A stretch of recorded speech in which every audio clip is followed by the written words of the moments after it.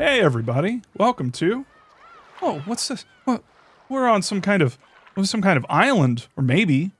Actually, legitimately, I don't know where the fuck we are. I'm very interested. We're starting episode 3. So, yeah. Okay, Banquet of the Golden Witch. Good morning. Ohio gozaimasu. I'm quite surprised to see that you still haven't surrendered. The Golden Witch has extremely high hopes for you. Have you figured out the structure of this world by now? You have no chance at victory unless you know the rules. Please enjoy your game with the witch to your heart's content. The difficulty level is equal for both you and the witch. And I guess that is a helping hand from our good pal Lambda Delta. So let's do it.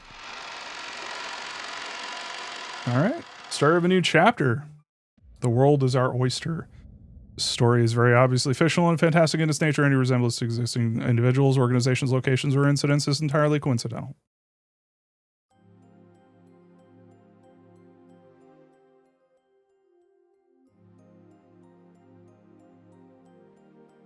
Pretty.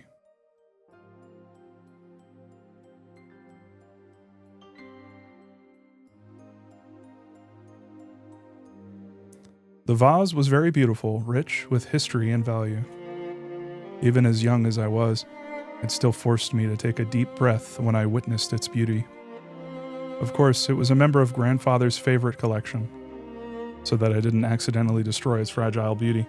I'm going to throw a guess out here. I'm going to guess that this is Kinzo. I was always given strict orders never to touch it, but that just made me want to touch it. It looked light, and yet so elegant that just glancing at it gave an indescribable sense of dignity. I wanted to see what it felt like to touch a vase like that. A vase. However, just as Grandfather had said, it was a thing that shouldn't be touched. Something this beautiful should never be touched. Such beauty can only dwell in something so easily broken. Because of that, just the brush of a finger by someone like me would... Just like how a fun dream disappears with a poof when you wake up. It disappeared, fell, and broke into pieces. I realized that because of my own foolish curiosity, I had done something that couldn't be taken back. No matter how much I regretted it, no matter how much I apologized, the broken vase would not be returned to its original form. Grandfather will probably scold me, probably very, very harshly. I ended up breaking into tears and sobbing, frightened. As I did, I noticed something beautiful. Lightly dancing golden butterflies were coming towards me. As mysteriously glowing golden dots shone in the air, the butterflies began to gather, one at a time. Oh, it's Beatrice. Beatrice, that reliable golden witch, had arrived.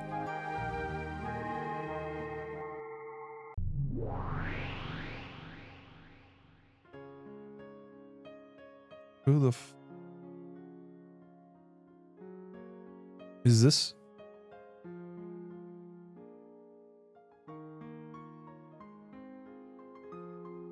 Who the fuck? Well, she has the wing, or the Ushiromiya crest sigil kind of thing. She's got kind of a maid thing going on, but she looks really dignified. Who could this be? Is this Battler's mom, maybe? I don't know. How could this be a Beatrice? Although the butterflies could... Oh. The butterflies kept gathering until they formed a cloud, and then she was there. She was always there for me. Whenever I was in trouble, she'd always appear and save me. Good day to you, princess. Beatrice.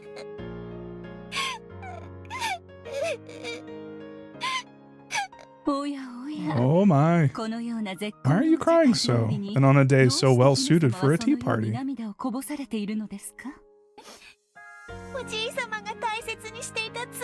I broke grandfather's precious vase. Wah. Grandfather's gonna get mad at me. I don't know what to do. I see. That is worrying. The master really treasured this particular vase, didn't he?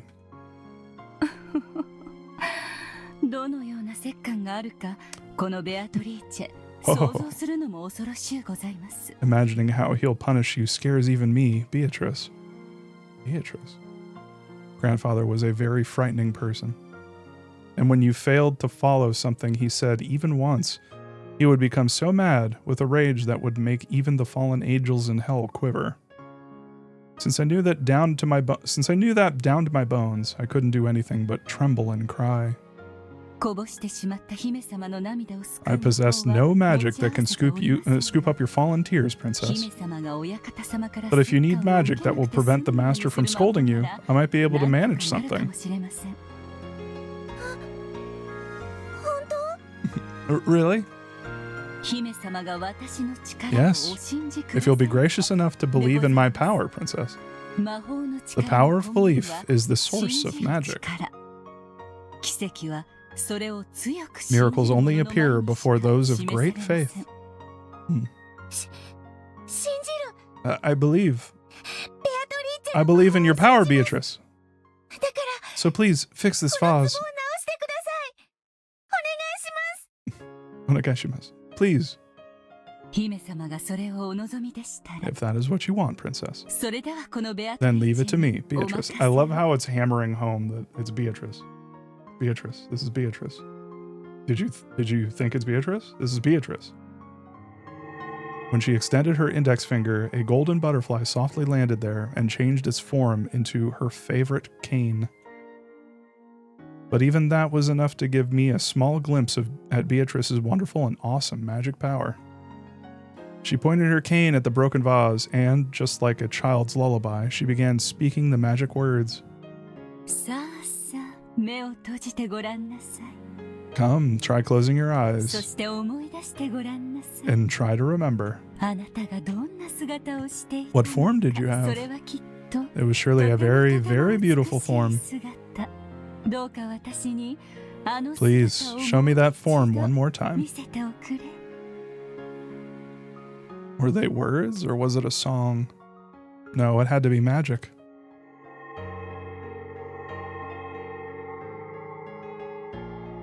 After all, can't you see? The pieces of the vase are rapidly gathering together, gently returning to the place where they'd been on display, reassembling into their original form. Sugoi! Incredible. See? Now it's back to normal. This way you can't have to be... This way you won't have to get yelled at by the master. Sorry, I'm confused.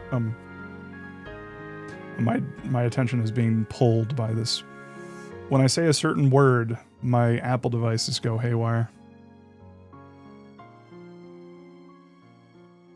It's kind of hard to not pay attention to them because they're like flashing in the corner of my eye.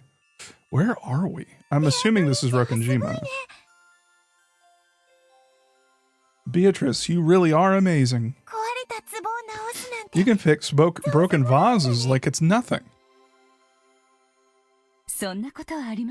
That's not true. Returning something broken to its original form is a very, very difficult thing to do.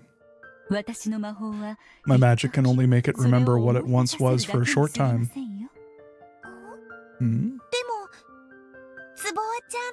But the vase really turned back to the way it was, right? Correct. But that doesn't mean that the vase has avoided its fate of being broken. All I did was temporarily get the broken vase to remember its form before it broke. I have not yet attained the high levels of magical power that might be used to restore a broken fate to its original form.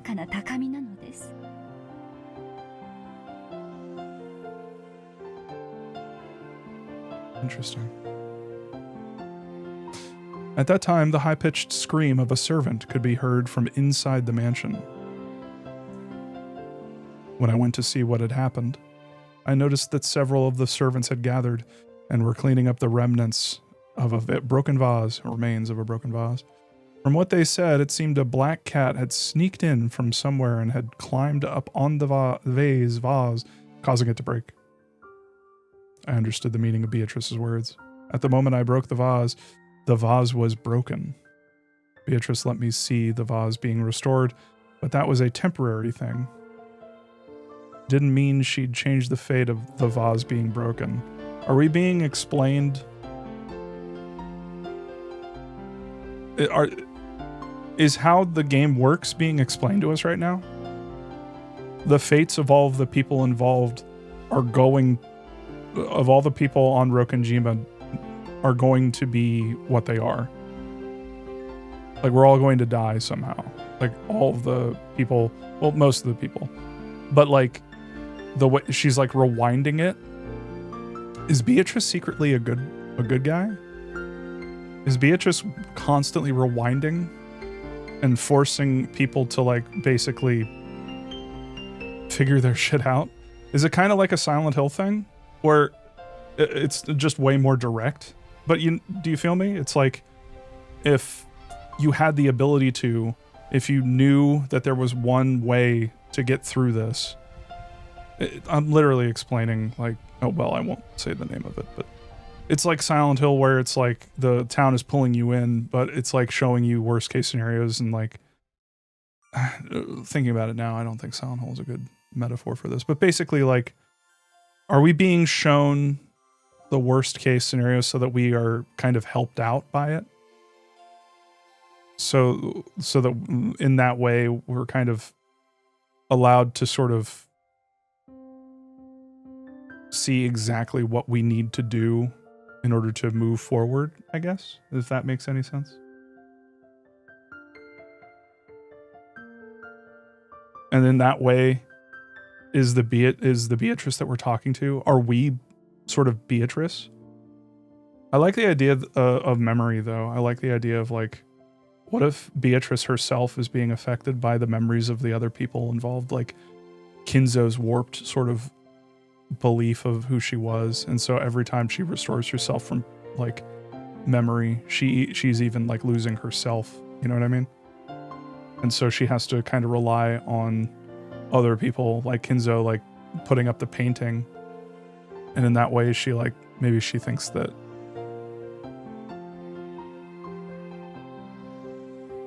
because if it's all based on the vase's memory of what it was before it broke, in this situation where we believe that the vase can remember what it was like, what it was before it broke, would it be affected by time in that way? Much like a rock in a river getting sort of smoothed over. Are we Beatrice? Yes. All right.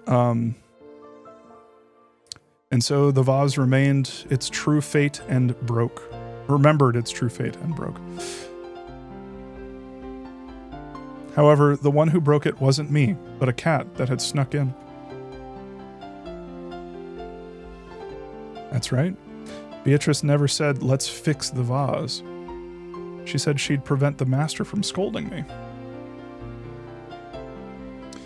The fate of the vase breaking hasn't changed, but the fact that I broke it certainly has. Beatrice cleverly saved me from danger with that magic. It is very easy to break something. After all, you didn't need magic to break the vase, princess. Then, is fixing stuff really hard? It is. It's so hard that you broke down crying, unsure of what to do. Does that mean magic is easier to use when doing terrifying things? That breaking and killing is really easy, but fixing and reviving things is really hard.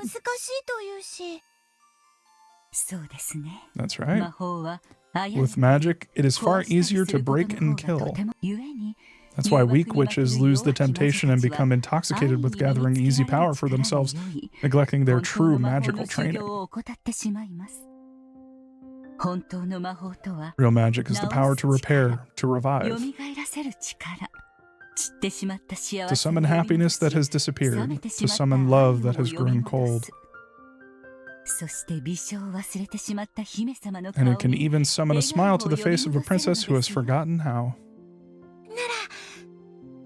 Then, Beatrice, since you managed to fix the vase, does that mean you're an incredible witch? My days of training are far from over. After all, I couldn't make the vase forget its fate for even an hour. Vase, why do I keep... I'm sure my teacher who taught me magic would have been able to restore the vase to its original form forever. So if it kept breaking and breaking, she'd be able to fix it over and over again? Yes. When one reaches that level, they are considered to be an endless witch. That is the endless level that all witches ought to reach.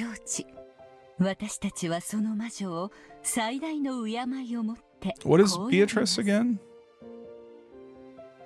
We offer the utmost respect to those witches and call them by that title. An endless witch. That's right. To witches with the power to mend things endlessly, the concept of breaking doesn't even exist. They are released from all the sadness caused by losing things and are promised eternal bliss.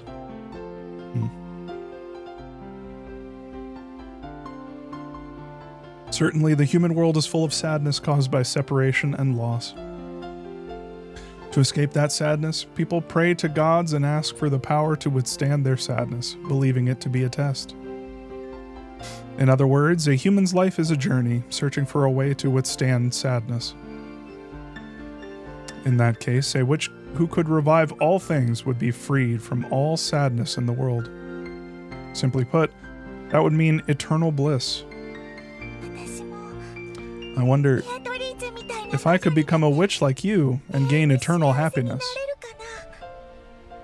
You, princess?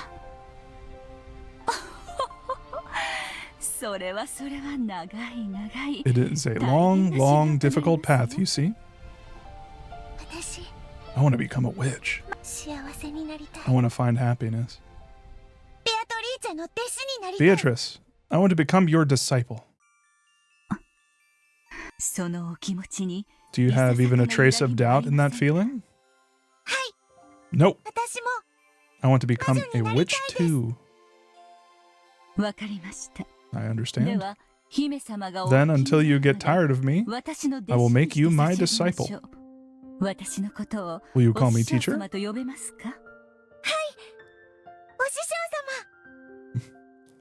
Yes, teacher. Sorry, I was expecting her to say senpai. That's a good answer. And from now on, learn the depths of magic along with me. I am also in training. Let us both learn the proper use of magic, doing our best to reach that blissful level. Yes, teacher.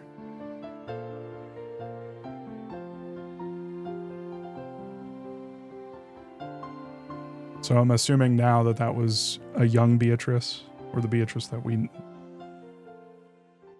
come to know. She took her teacher's name?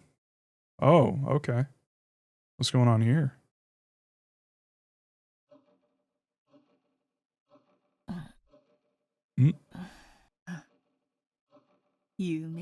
Ah, a dream. That face takes me back. An endless witch, was it? That rank I yearned for in the past as the highest possible achievement was now just another one of my titles. No, you might even call it my calling card. Every once in a while, being called that can be quite satisfying. I trained so many days to achieve that rank. It'd be a bit of a waste if I ever got a chance to appreciate it. If I never got a chance to appreciate it. She shook her head lightly. If it's the highest possible level, that means there's nothing higher. An eternal dead end, the beginning of eternal boredom. I remember that, what teacher told me. When one is released from all sadness, it is the same as eternal bliss. That's what makes me think that teacher couldn't ever have reached that level. Eternal bliss means eternal boredom, and that's the beginning of eternal torture. But it all depends on how you look at it. Eternal boredom is the same as a sketchbook that doesn't run out of pages. It means you can draw whatever you want, can try to have as much fun as you want. Boredom is the worst sort of poison, which kills all witches. Even those great witches who are given the title Lady fear it. It's the eternal poison that tortures them because of the eternal bliss they've reached.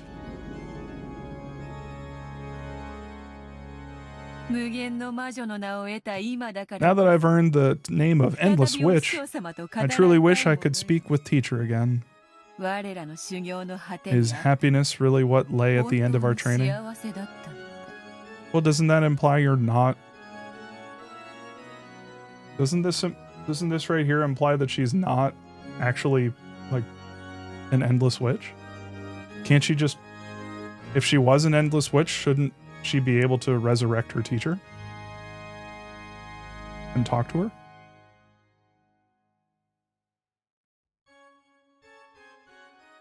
Is happiness really what lay at the end of our training? And just what is happiness? I wish I could talk with her about that now. Training has no end. When you think you've reached the eternal level, that's exactly the time to bemoan your own immaturity. I recalled those words as though she'd answered me directly.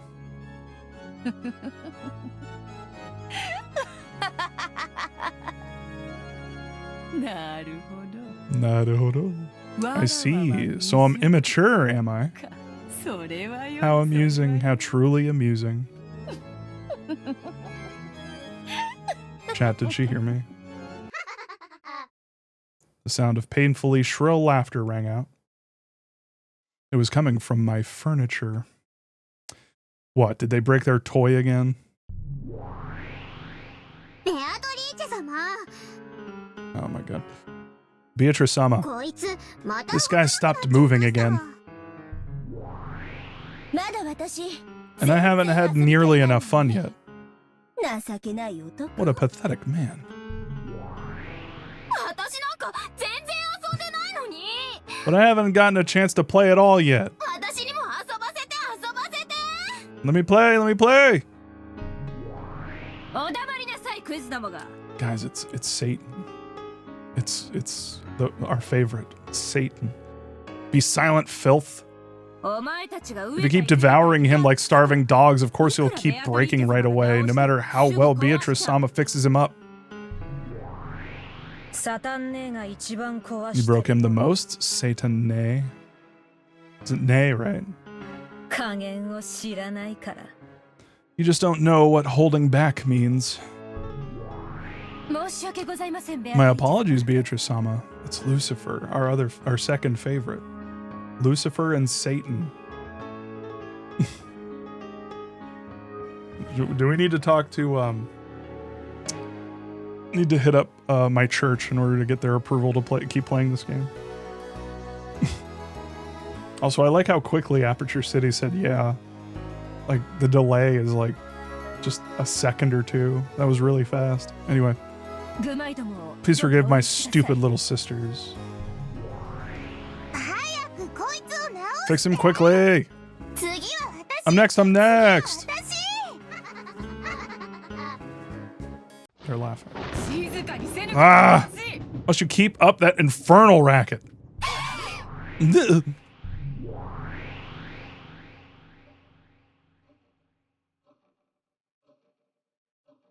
A single yell was all it took to make the noisy sisters of the Seven Stakes vanish. All they do is mess around, having as much fun as they want breaking him. They only come to me to clean up afterwards. Truly, this furniture never leaves me bored. Once the furniture hid themselves, all that remained was a sloppy mess, the last remnants of a broken toy. It had no form anymore. It's hard even for me to remember its original form in this state. Better to make it remember for itself, perhaps. Oh well. I waved my golden pipe. Then I spoke. I chanted. I made it remember. Come, try to remember. What form did you have? After all, right now, you pretty much look like a huge lump of scrap meat. I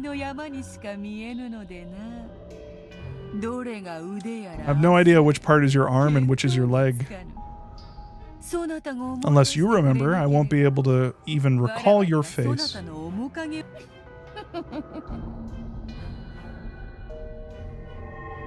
By the power of magic, the pitiful pieces of meat began to remember what their form had been. Which part should go with which part, and where should join with where. That's right, just like that. No, you should be a finger on the left hand. That's the right hand. That's it, good. Cackle. Ohio gozaimasu. Have you woken up, Ushiromiya Battler? How ironic that your true nightmare begins after you awaken.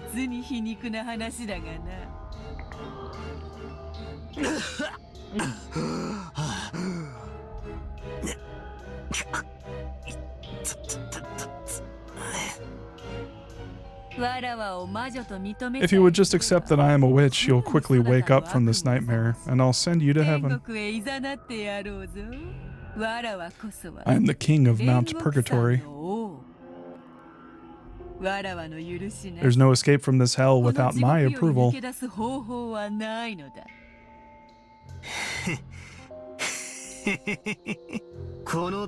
You call this hell? That's just useless.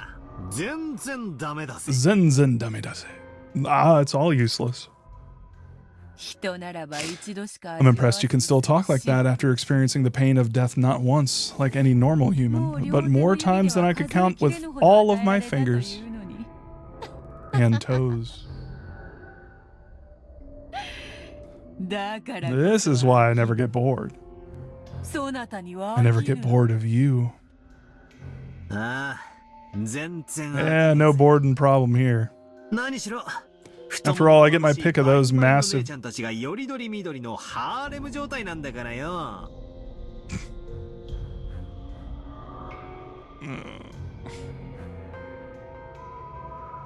After all, I get my pick of those massive tit nachons with the dazzling asses in my harem. Thanks to that, I'm not likely to get bored for a while now. Thank you. I believe this is what we call oversharing. That's splendid. Otherwise, I would get bored too. So, my furniture. I fixed him, so now you can play as much as you want.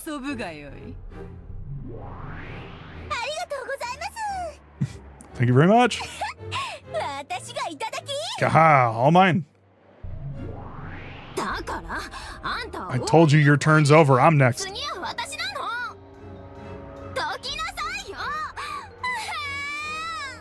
Get away from him, wah.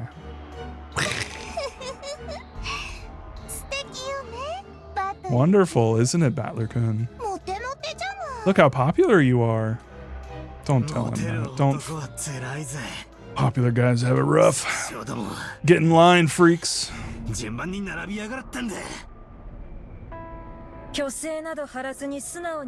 you just stayed obedient instead of acting tough, this would go so much easier. Nah, he's good like this. His screams feel so much better. Okay, let's not break him so quickly this time. Did you all hear me? You aren't running this show. Lucifer's mad. Battler-kun. Let's continue where we left off, okay? After they locked Jessica Chan's room with the master key, how did they return the key to the corpse's pocket, which was inside the room? Well, maybe that's it. They used a fishing line or something, sending just the key into the room through the crack of the door.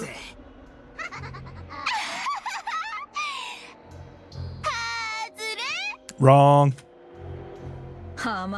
So naive.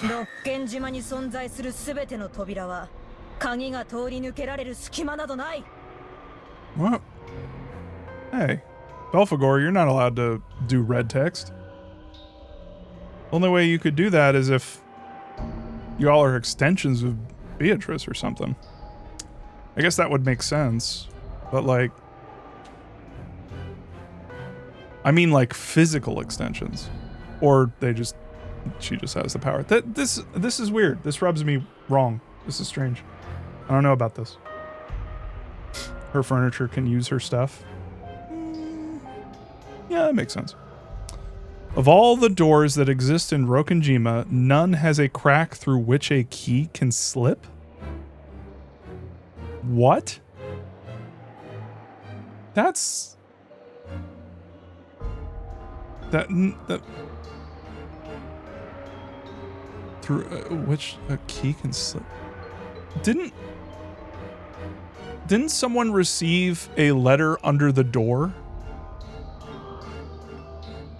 In one of the... Was that early on? Was that the first episode? When, I could have sworn someone put something under the door. I don't believe this. It was stuck under the door, yeah, but a key couldn't pass through. I can't tell if this is trying to help us out for figuring out the mysteries, and we should just go along with it purely because it's red text, or it's a hint that maybe red text isn't all that it's cracked up to be. You know what I mean?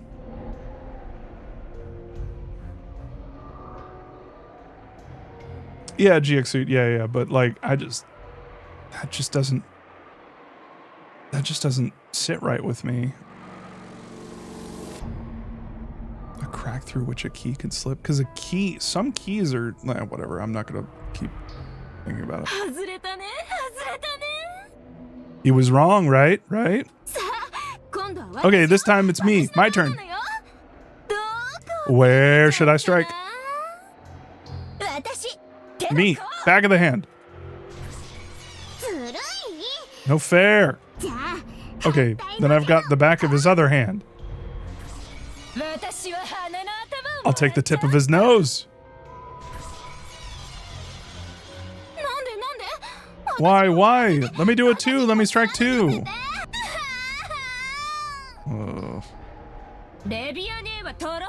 Don't be so slow, Liviane. We've always done the first come, first serve. Okay, I'll take the top of his foot. Me too. I'll take his shoulder, okay? Flashing. Ow. Kit. Your sisters, right? Play nice with each other, okay?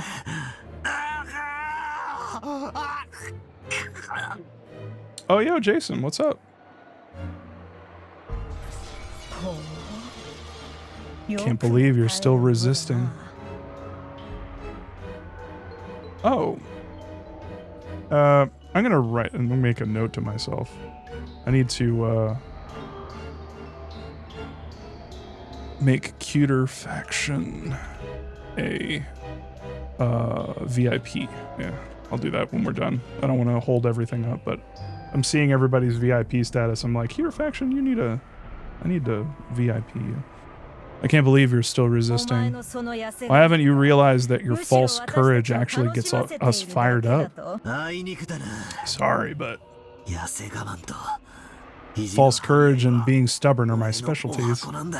No matter how you all try to confuse the issues, I definitely won't accept witches and magic. Even though you can't explain anything with human tricks. Are you stupid? Know your place. It's okay. We don't have to force him to accept it. Soon he'll want to accept it so hard he'll start crying. Even now, he really wants to kneel down on the ground pitifully and beg our forgiveness. Ah.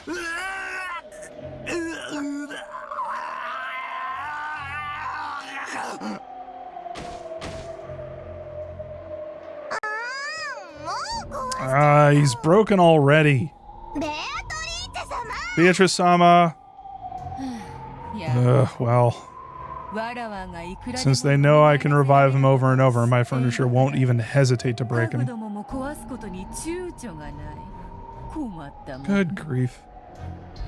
Giving eternal rebirth and eternal death at will. Before the endless witch Beatrice, all death and life has no meaning. Even death can't become the key to escape from my cage. Come, Battler. Remember your original form again.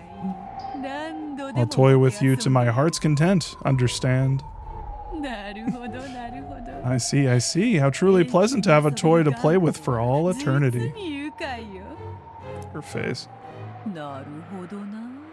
Ah, could this be the endless bliss which is gain at the endless level?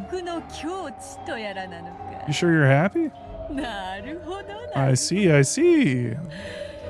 Yes, this bliss certainly is amusing.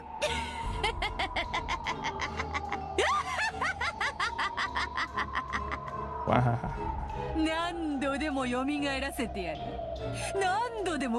I'll revive you over and over, kill you over and over.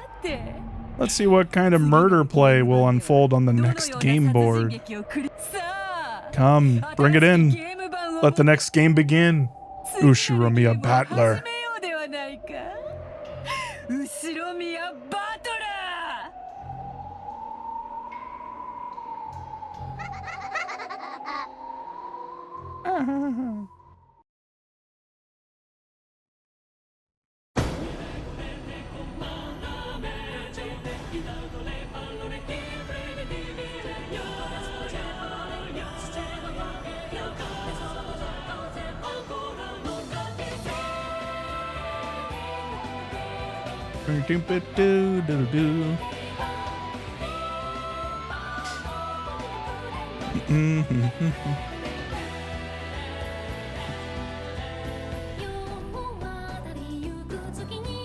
Is this the same one?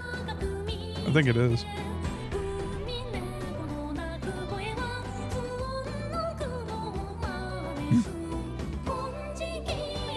I literally can't look at Battler anymore without just seeing his naked ass in my mind. Ow. Who are all these people? I don't recognize them.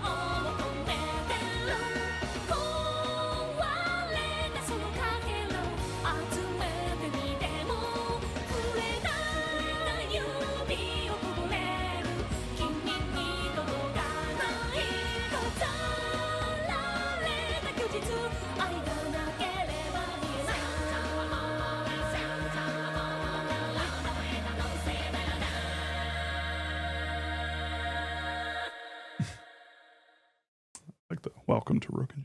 Anyway.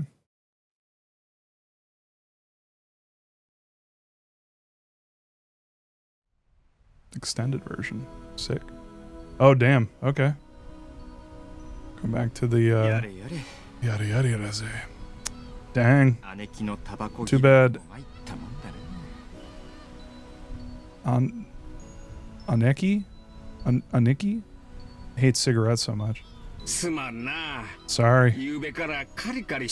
Aniki. Right? Ne.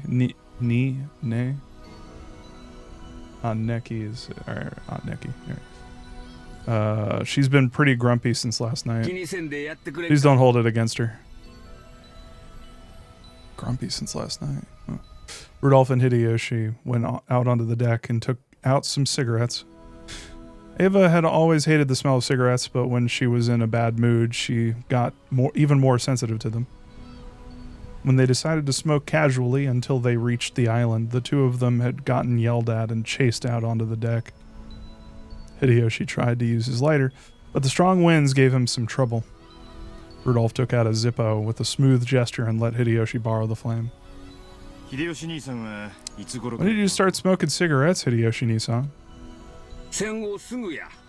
Just after the war. In the beginning, I was rolling in them. Then I started using what I sold. Hideyoshi laughed out wave. So you were already smoking when you met Aniki. Yeah, I heard him say it. But she's always telling you to stop. I never listened to her, so she's already completely given up on that. Men gotta be stubborn times like these. Hideyoshi laughed heartily, but Rudolph snickered. After being scolded by Ava, they'd escaped to the deck together with their tails between their legs. There was little doubt who had gotten her way in that exchange.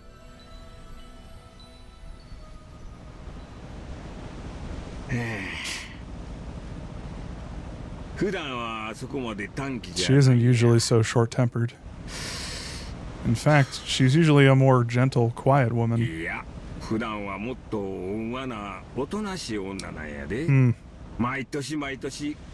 saying this to her brother. But whatever. Every year she changes when this day comes. Yeah, well, I guess you wouldn't notice. Is that so? To me, she looks just like the Aniki. We've all known so long. That's just it. She's back to being Ava of the Ushiromiya family. But that ain't the Ava I know. Well, I know why she's grumpy. This family conference is going to be a pain. Got that right. There's that plan to threaten money out of Kraus Nissan. We may call it a family conference, but it's going to be just a sibling fight at this rate. Before the family conference, 3 of the siblings had made a secret pact without Kraus. They were all facing urgent situations and needed a lot of money fast. And the only one they could turn to was Kraus, who spoke for the Ushiromiya head now that Kinzo spent his time shut up in his study. For a long time now, they'd vaguely sensed that Kraus was taking advantage of the fact that Kinzo had lost interest in his own wealth.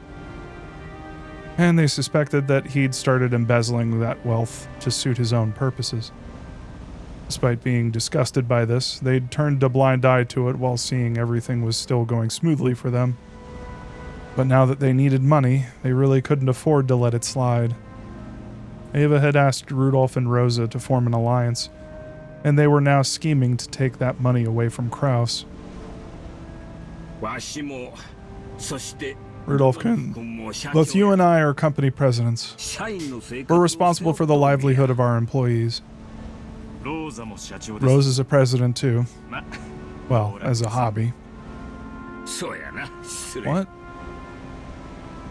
Yeah, a hobby president. What the fuck does that mean? What? What?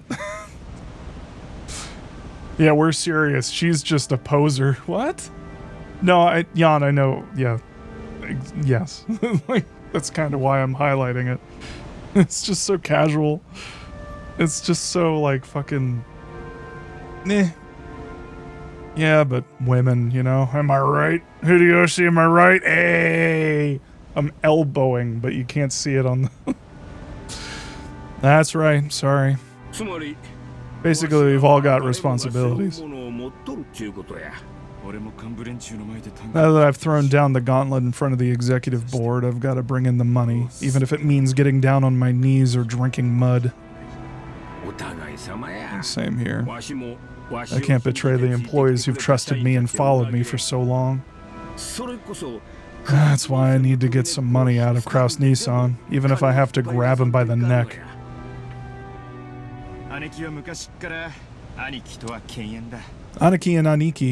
Aneki and Aniki have always been at each other's throats. And now she's got to challenge Aniki head on. It's no wonder she's on edge. So, Ava really has had a bad relationship with Kraus Nissan since long ago? Hasn't she talked about it? They were always at each other's throats. She never talks about the past, even if I ask. She probably doesn't want to remember.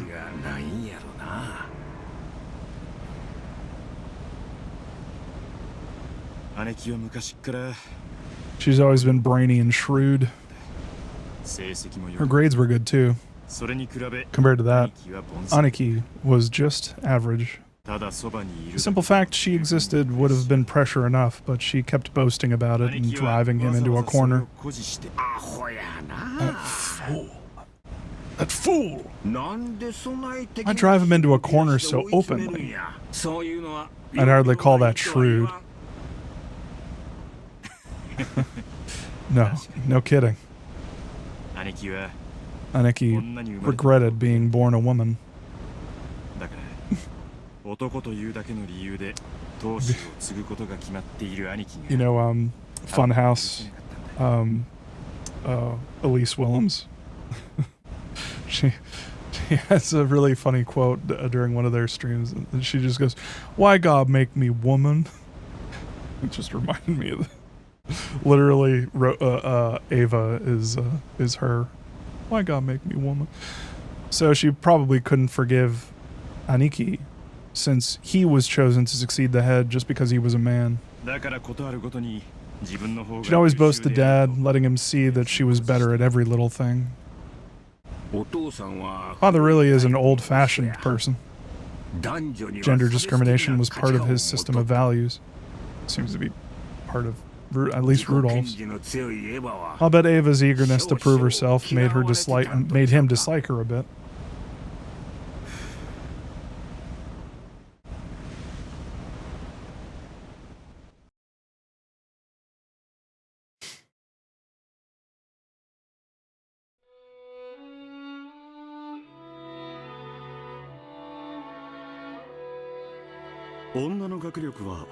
Wouldn't you say schooling for women is like sugar and black tea? The taste is dull and flat without it, but too much ruins the whole thing.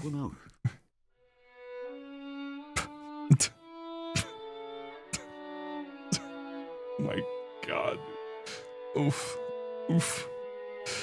Since you can still drink black tea without sugar, he was in effect saying that there was no need for women to study. Those infuriating words were what Nissan hurled at me in my despair, when I asked to go to college only to be denied by Father.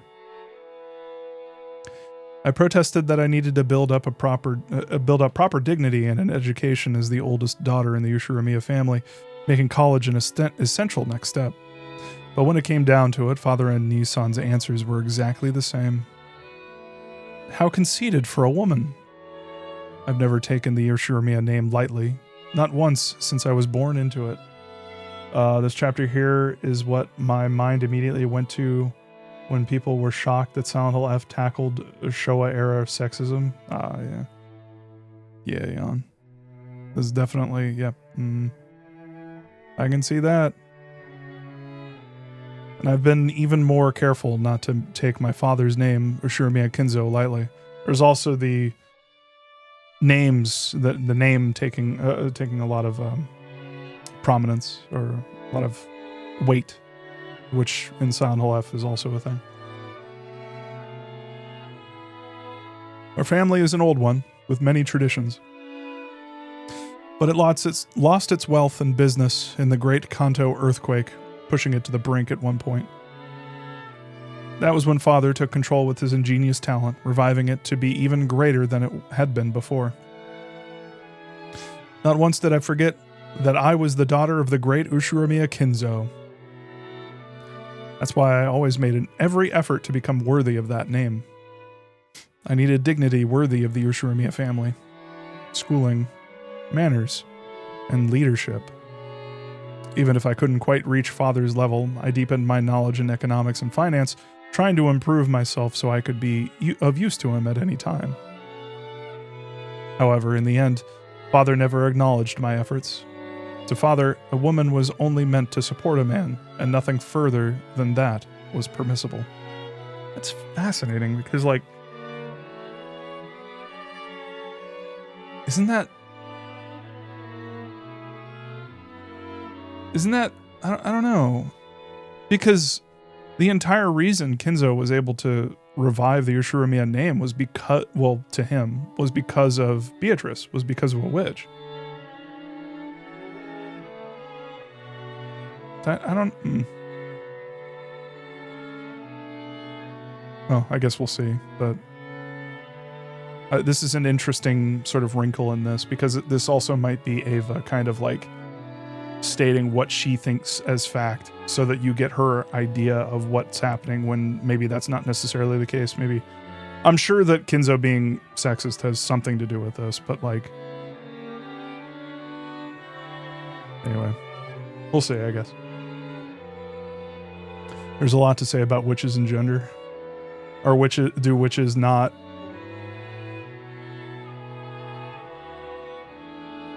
Oh, Aperture City. I've got to make you a VIP too. Sorry.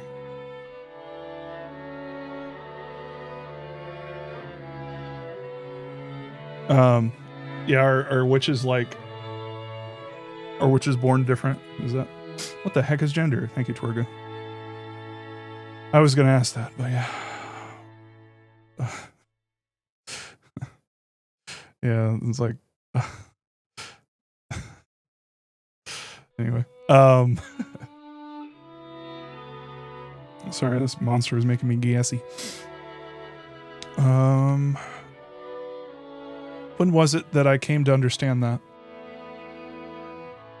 It may have been as early as my childhood years. But I was going to have to wait until I grew up before I could truly accept it. Compared to me, you couldn't have said that Kraus, my older brother of 2 years, worked hard at all to become deserving of the Ushurumiya family name. He told me many times since my early childhood that he would naturally succeed Father, simply because he was born a man. He kept on repeating that, as though it formed an uncrossable gap between us. I couldn't stand it, even though I always got better grades than Nissan.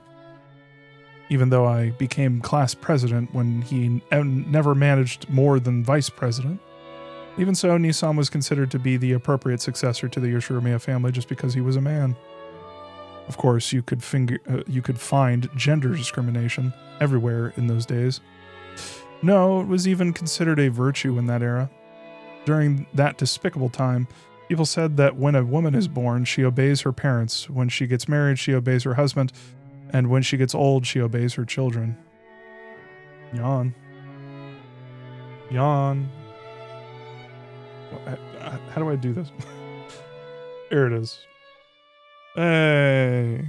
It's Silent Hill F, everybody.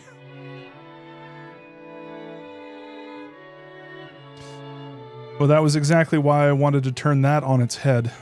Innocently, I kept trying to prove that I was the most fit. However, I eventually realized that all of my efforts had been doomed from the beginning. Wouldn't you say schooling for women is like sugar and black tea? The taste is dull and flat without it, but too much ruins the whole thing. What do you mean by that, Nissan? Just as there are roles that only men can fill, there are also roles that only can be filled by women, correct? I do believe giving birth to children, raising them, and supporting the master of the house are roles that can only be filled by women. Are you trying to say there's no need for a woman to work or study? I wouldn't go that far. Talking to an unschooled woman is tiring and nothing more. However, women are even more tiring when they're too smart. Said the dumb man. Bro.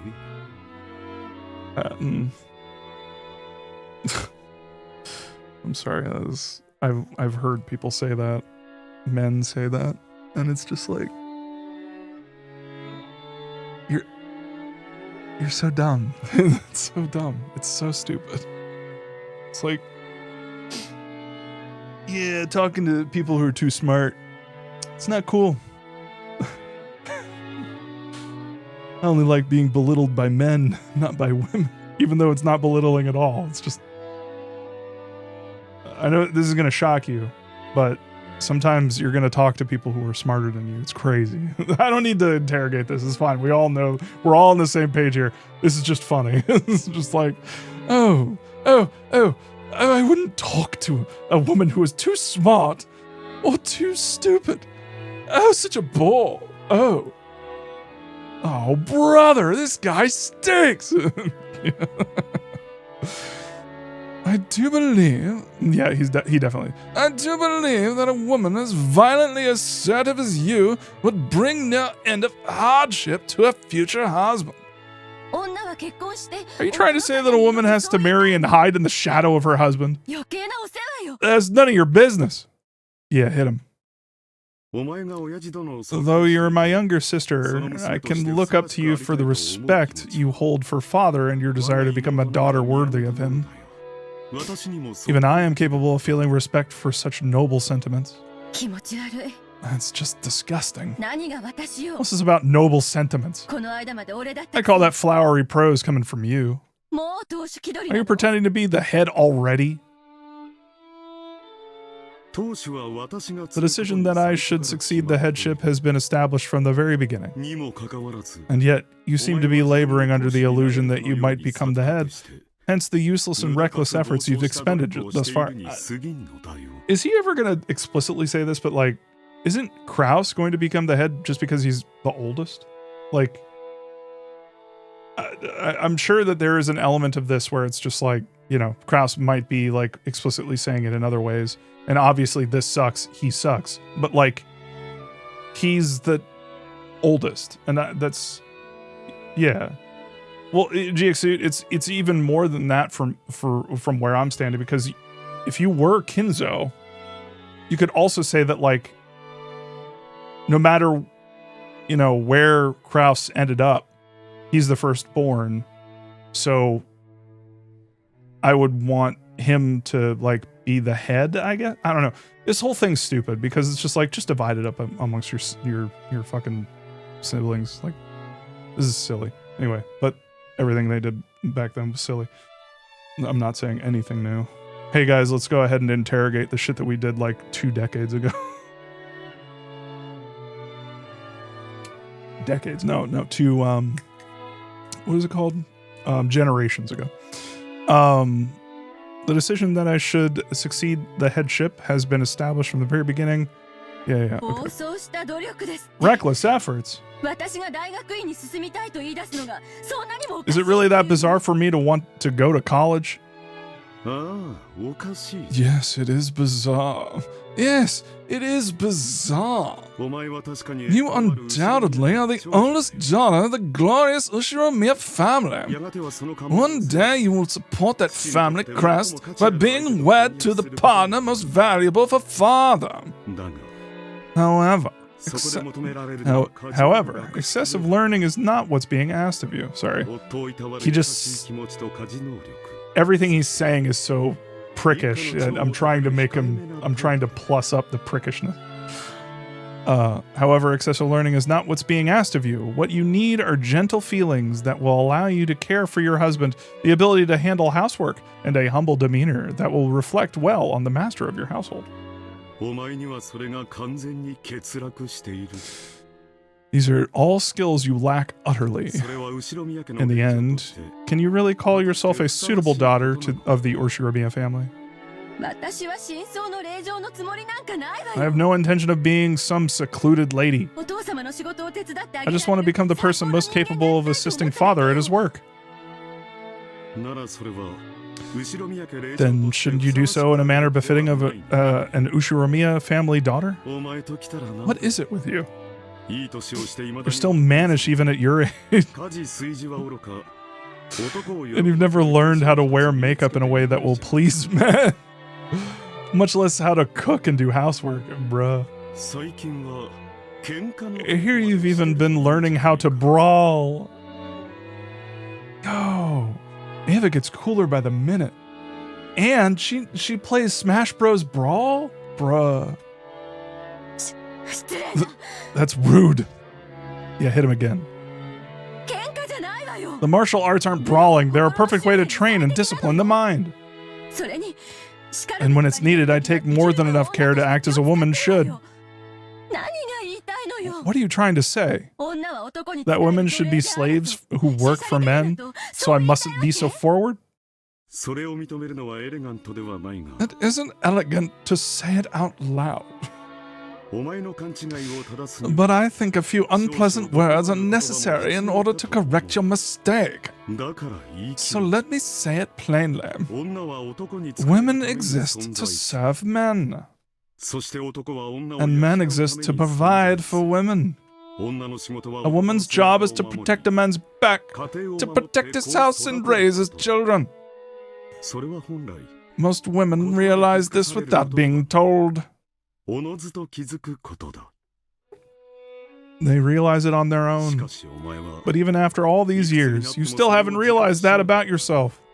So I've decided to clear that misunderstanding for you before you leave this family. You want to thank me. This is an insult to all women. No, wait. I've never thought of myself as a woman, and I've never depended on anyone because I'm a woman. How am I inferior to you, Nissan? In grades and accomplishments, in everything, I'm better. So how can you look down on me when you have nothing I lack except the fact you're a man? It's about knowing one's place. Every day I have been raised with the readiness of one who will be head. In the future, that preparation will surely become essential. But you are different. Even though you will marry and lose the Yoshiromiya family name, you're being trapped by this unnecessary illusion. Now her getting Hideyoshi to take the family name is yeah. She might be coming up with that soon too. God damn. What's your complaint? Even if you had been born a man, the successor to the headship still probably wouldn't have been you. Why are you so unsatisfied that you insist on attacking me even now? What's my complaint, you say? Yeah, hit him again. Nissan, you're always like that. Looking down on me because you'll succeed the head. Even though...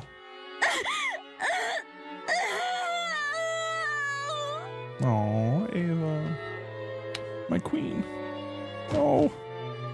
Give her a hug. I don't care if you murdered everybody, Ava. I still appreciate you. I'm still here. What's my complaint, you say? I've got 1 billion of them. Grudges, hard feelings, humiliations that I'll never forget kept floating through the back of my mind. They all built up at the same time, coming out of my throat as a shameful moan.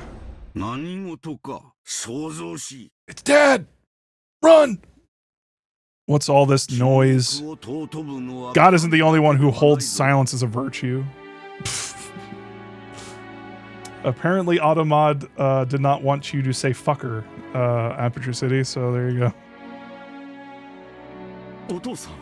Father. Father! He'd probably overheard our sibling fight. Father entered with a clearly unhappy face. Kraus, are you fighting with your siblings again? Why don't you have the dignity to act as a leader for your brother and sisters? How shameful. I'm embarrassed to hear this from my eldest son. Yeah, everyone hit him. In a flash, he struck Kraus's face. Okay, well, I readied myself to be struck in the same way, but I wasn't hit. My apologies, Father. Dignity isn't the only thing you lack. There's much more. You're immature in everything. And even so, you pretend like you're an adult. Realize that it's 100 years too early for you to talk like that and devote yourself to your studies. Don't make me lament my son's incompetence anymore. Yes, I will continue to strive so that I can become a person worthy of succeeding you, Father. It was as if those words were directed at me. Even though when he was being yelled at by father, he was still bragging to me about how he was special. About he was the successor. I just couldn't stand it, and finally spoke what was on my mind, even though I realized that it would be improper for a member of the Yoshiromiya family to do such a thing. Father, please tell me how I'm inferior to him. I've tried so hard, studied so hard to become a person who won't bring shame to your name. Please tell me how I'm inferior.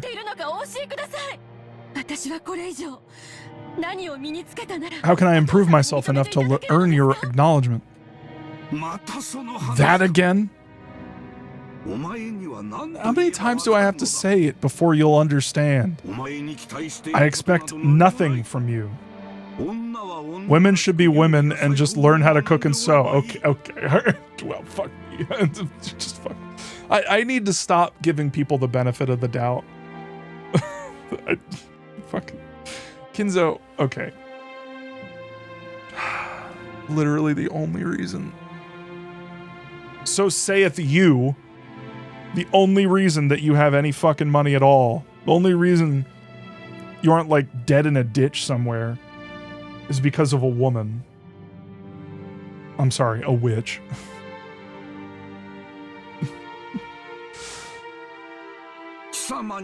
You aren't prepared at all as a woman. In you, I don't see a trace of the mindset needed to serve one's husband, to earnestly devote oneself to a man's needs. What good are you as a woman? Oh, fuck. Bro. Okay. I suddenly don't care what happens to Kinzo. Is this story really, is Umineko really just a story about how, like, just let Kinzo die, just forget about him. We don't need him. We don't need that shit. Just throw it away. Fuck it. Don't you realize that you're a daughter of the Ushiromiya family? And yet, you only want to learn things so that you can act like a man. Your duty is not to imitate Kraus. Don't you even understand your own duty? As a member of the Ushiromiya family, I won't bring shame to your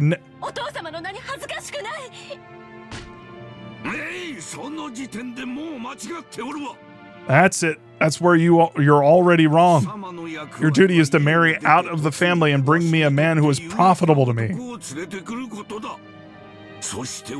And then you will devote yourself to your husband, give birth to children, and multiply. Be a good wife who brings praise to your husband's family.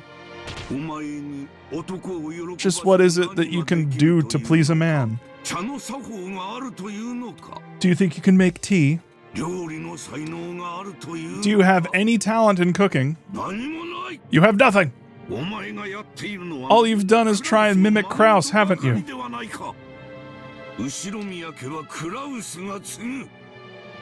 Is it really mimicking if you do it better? Kraus will succeed the Ushiromiya family. If you are unsatisfied with that, then you are disobeying me. Are you saying you'll refuse to listen to what I say even though you're my daughter? Get out. You're disinherited. I won't let you call yourself an Ushiromiya. Disinherited, disinherited.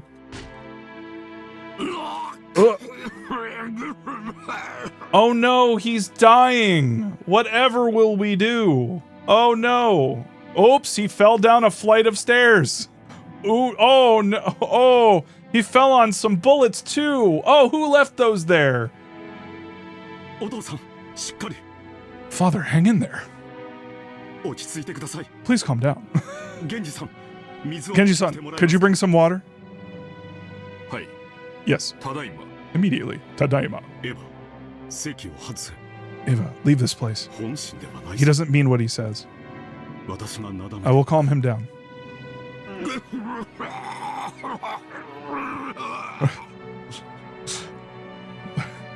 I'm just imagining, like, I know this scene, but, like, I'm just imagining Ava, like, choking him. Like, disinherited. If you won't listen to me, you're disinherited.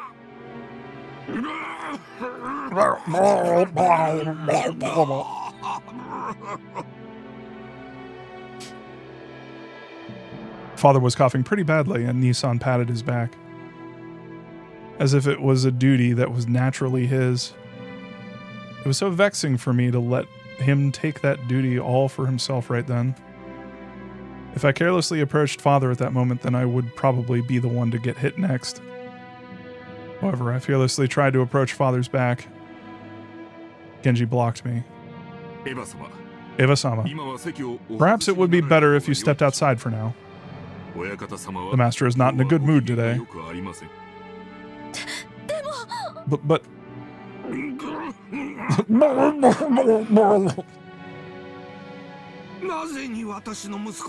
Why are my children so incompetent? Kraus is lacking in dignity. Eva is always a stubborn tomboy. Oh no! Oh, the humanity! Oh. Oh, why do my children suck so badly? Kraus is a fucking asshole dipshit, and Eva is really smart and competent and knows a lot of shit and gets really good grades and has a lot of drive and wants to go to college and wants to take on the family name. But she doesn't know how to cook. You fucking little prick. You little fucking prick. You tiny little man. You suck so bad. Kick him down the stairs. Beatrice, what did you fucking see in this guy? Did you do this because you thought it'd be funny? To give this idiot a bunch of fucking gold? Like, yeah, he like learns the fucking dark arts and like conjures fucking Beatrice, and Beatrice is like, yo, what's up? And he's like, duh. It's like, okay, you made me laugh. Here's some gold. All right, here's a contract. I don't even know what it says. Sign it. And we'll just have, this is going to be fucking funny. Just trust me. This is going to be great. That's how it went down. Canonically. Clip it. Ugh. I have no son who's like a man, and not even a daughter who's like a woman. Where did I go wrong raising them? Woe is me! Why, Genji? When and where did I go wrong? Well, sir, you're kind of a stupid idiot, so maybe that's where you went wrong. Master, you haven't done anything wrong. Kraus-sama has grown into a sturdy son, and Eva-sama into a lovely daughter. Aww, thanks, Genji. Remember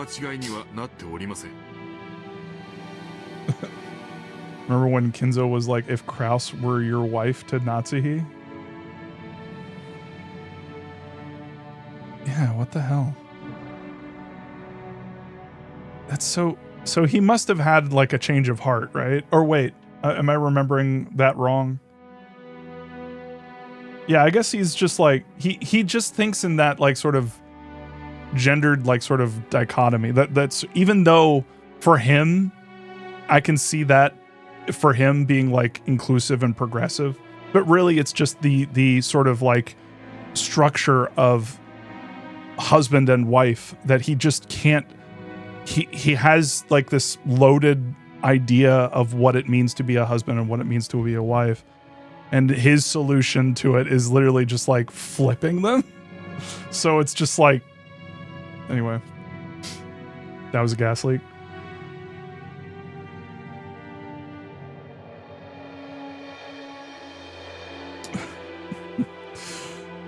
Kraus-sama has grown into, and you haven't made any mistakes. How can you say that? What's so lovely about her? Far from a lady, she's acting like a man.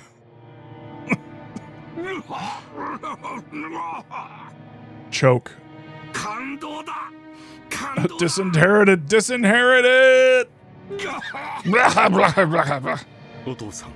Father, that's just what I'm always telling Eva. Oh, shut up, Kraus.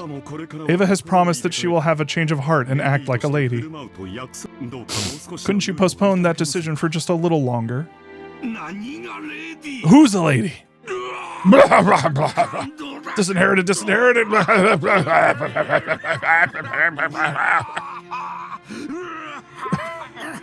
I need this one on the soundboard too. Go quickly and leave this to me. Kraus gave me a look telling me that.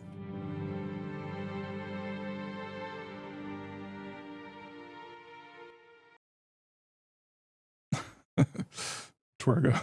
Everything is lovely about her, stupid. It's true. It's true. Did I take the wrong path, just like Father and Nissan said? True. I never studied how to be a lady. Everything I've learned was done in the hopes that I could help Father someday. But is that really true? Haven't I always been trying to compete with Nissan, with whom I've had a bad relationship since I was a young girl?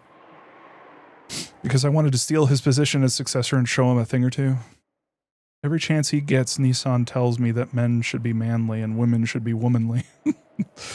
I've been tormented by this unfair discrimination just because of my gender, something people are born with and can't do anything about. I resisted, endeavoring to this very day to study and prove that I'm not inferior despite being a woman. But doesn't that mean my love of learning comes entirely from a stupid complex I've got against Nissan? Father wanted me to become a lady with whom he could go out in public and not be embarrassed. Did I betray his hopes, earning good grades and threatening Nissan just to satisfy a childhood resentment?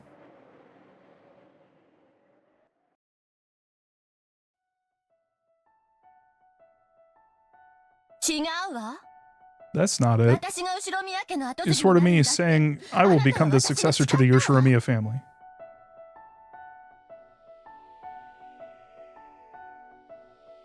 Is that Rosa?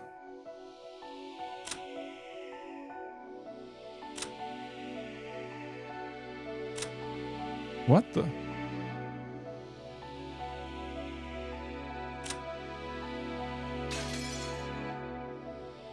Who the hell is that? Or is that just a young Ava? Why do they have black eyes? Need to see their blue eyes. This music.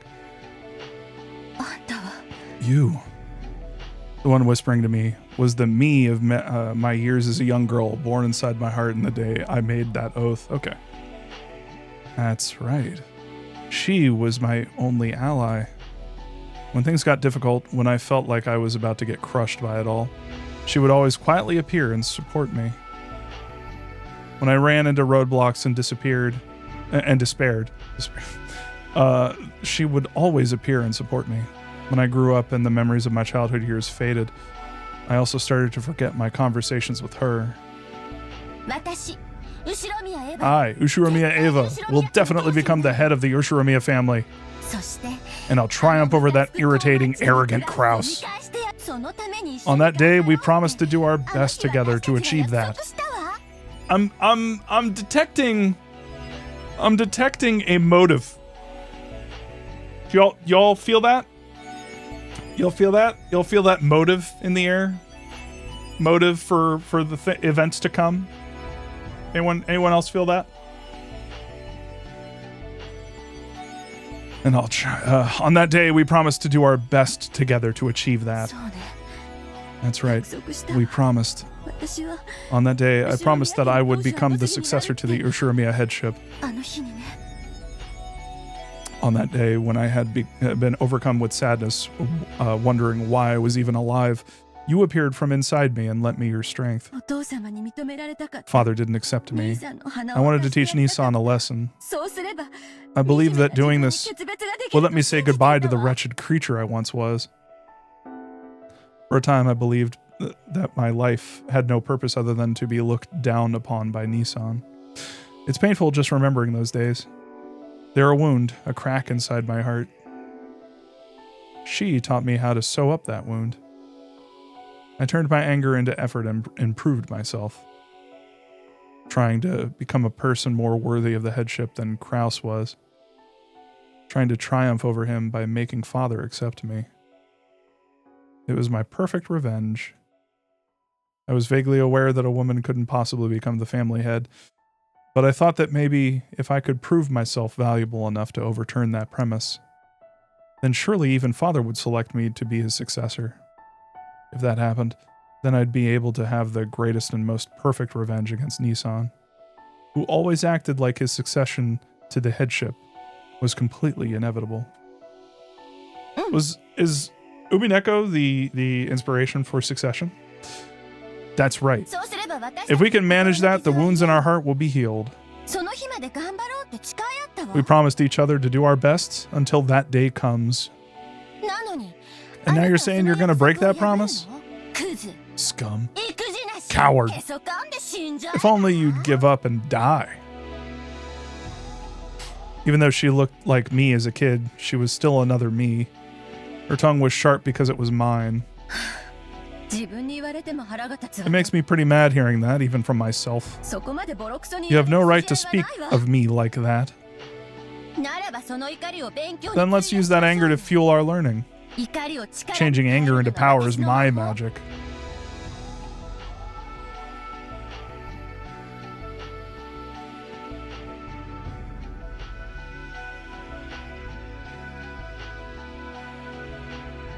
Magic, you say? See, this is opening up a whole new way of like interpreting the events.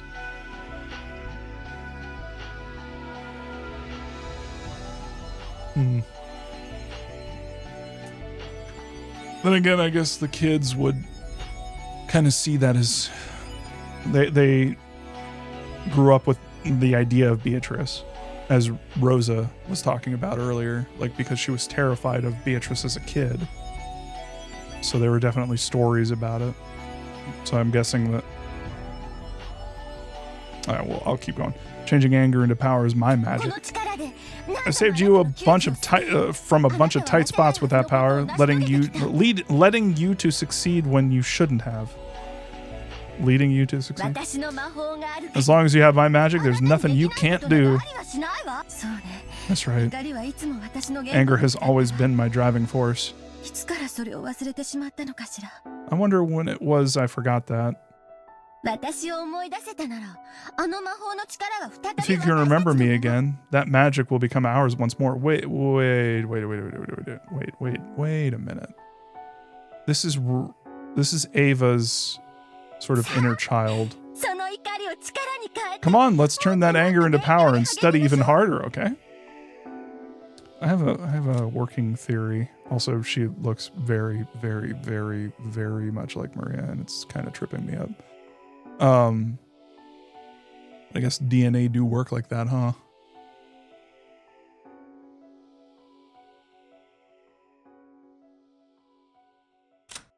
You know,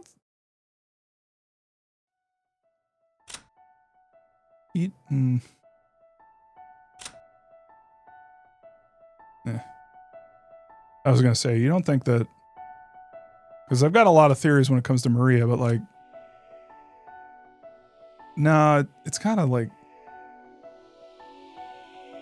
I don't know how DNA works in terms of like, what is it, genes, like recessive genes, and I don't know how like red hair people. I doubt Ryokishi would like go through that bullshit to like figure out exactly how like it would pop up.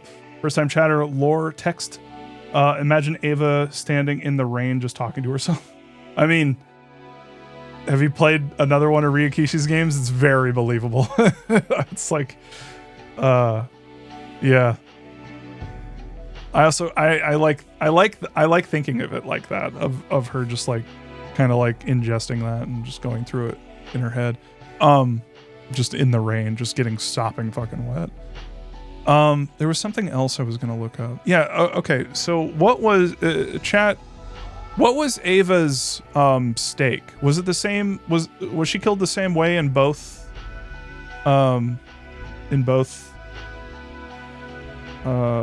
Episodes or both games? What did she get hit with? What was the? Was she like? Just the first one. The second one, she was chosen for the key. Right. What was she in the first one? What'd she get hit with in the first one? What was her sin? Lust? Do we have Leviathan. Let me ask you a question. Stake of Asmodeus? Was it Asmodeus or Leviathan?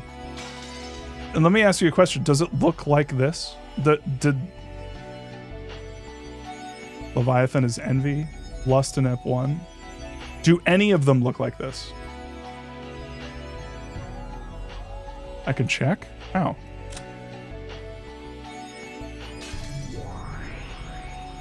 Oh. What? I can't look.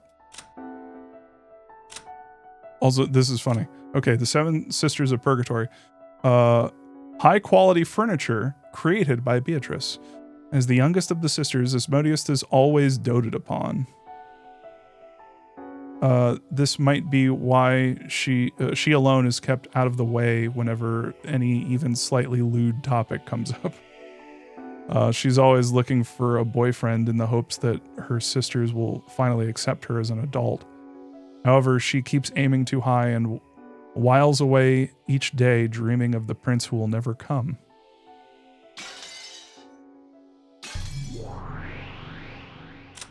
All of the goats. Low-level furniture and service of Beatrice. They are great in number, but silent and lacking personality. They obediently follow their master's orders. Their senses are closer to those of animals than humans, and they're surprisingly dull-witted, which sometimes leads them to misunderstand their orders. They have by nature a massive build like a minotaur's and fearsome superhuman strength. They may be low-level furniture, but the ability to summon an inexhaustible supply of them makes them extremely convenient. So the thing I was going to say, I don't know how to look at the other ones. Yeah, it's an orange circle. That's interesting. Do they all have certain? No. Is it like random? I guess it is random. Why is it random? Mammon is quick to grab whatever she wants without any concern for her sisters. Her motto is monopolize through greed, which means she's usually the main cause of arguments between the sisters. However, she is also the most honest about her feelings and the one most likely to try and please the opposite sex. She may be greedy, but she's a hard worker who will stop at nothing to capture her target's affections for all eternity. Satan takes on the role of the constantly angry class president among the sisters. She's always quick to scold people, which is why the other sisters are so scared of her. For that reason, no one's ever willing to talk back to her, and she's actually quite lonely all the time. She'll sometimes intentionally do things that ought to get her in trouble, but none of the sisters ever scold this lonely furniture back. Leviathan often represents the other younger sisters when speaking to Lucifer. Deep down, she has a brutal, deeply envious nature and is adept at spotting people's weaknesses. However, she's more of a selfish crybaby than a person burning with envy.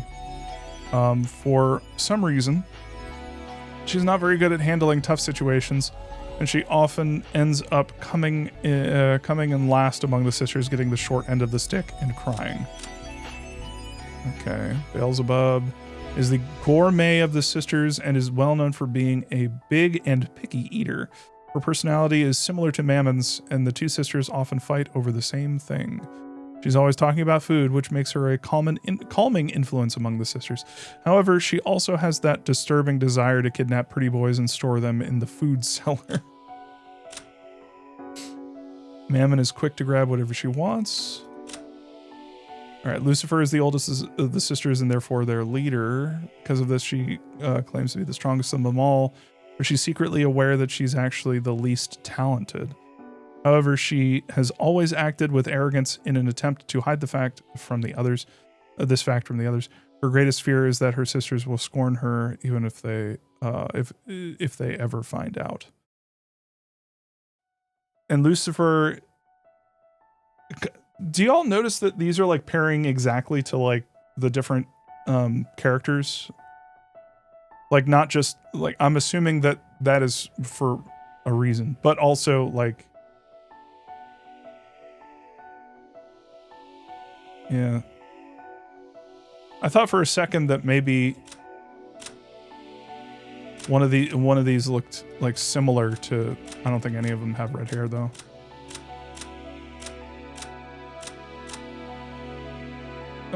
As the youngest sister, as Modius is always doted upon, this might be why she alone is kept out of the way whenever some yeah.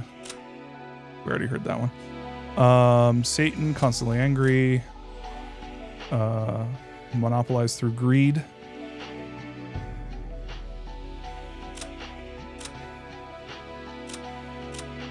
Okay. Belphegor is well trusted and known for being a reticent, serious, and responsible piece of furniture. However, this is partly due to her demonic desire to turn her masters into useless, lazy pigs. In that sense, she might be the most demonic of all the sisters. She's serious to a fault, and not at all used to being treated kindly instead of the other way around.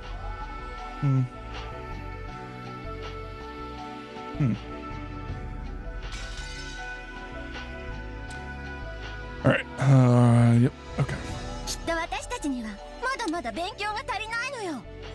I was thinking that the sisters, the Purgatory sisters, or whatever they're called, were going to be like literal representations, but while I was looking at them, I was like, oh, that would make it like pretty, like stupidly obvious. Broken Bee, no need to click anywhere else. You can just cycle through the sisters. Yeah, okay. I know we've got a lot to learn. Let's go to college, study more and more, get excellent grades, and drive Kraus into a corner.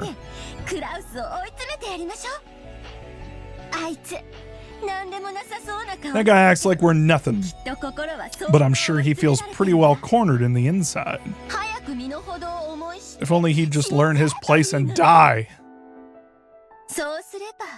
If he did, we could become the head. Rudolph won't take the job. That kid can't go against us. Stop that. No matter how much more I study, Father still won't accept me. Why not? Father told me to be womanly. Because I'm a woman, no matter how hard I tried, Father wouldn't have passed the headship on to me, even if I had been born before Nissan. No matter how much effort I put in, I can't become anything more than a woman. I won't be acknowledged. Nissan doesn't try at all, but I can't surpass him.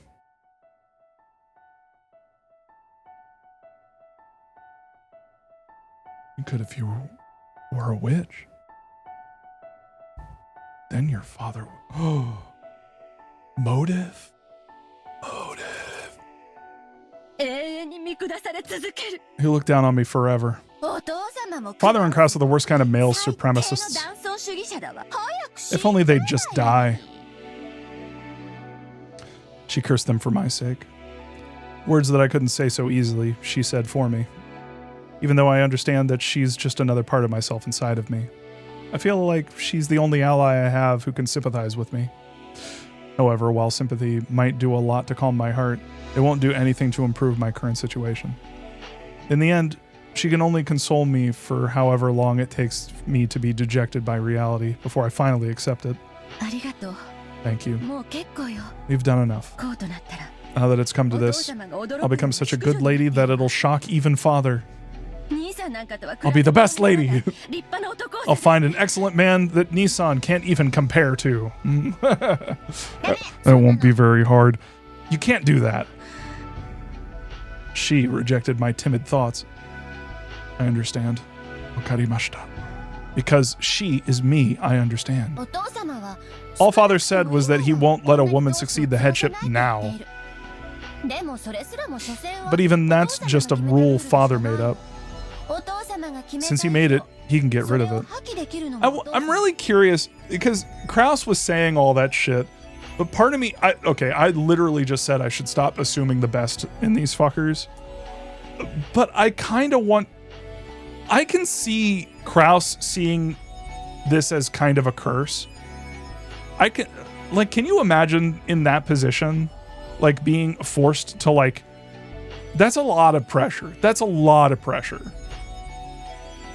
And in that way, like, I don't know, maybe it's just me being the oldest, but I kind of tanked a lot of parent aggro, you know? I kind of like tanked a lot of, you know, bullshit from the parents, and like just so that, and I remember doing some of it specifically so that like it wouldn't like trickle down to the others in the family, my siblings. But like in this situation, I know what Krause said is fucked up. Like there's no ifs, ands, or buts about that. That's fucked up. Like you shouldn't have said all that. Like but maybe the reason he was doing that was to push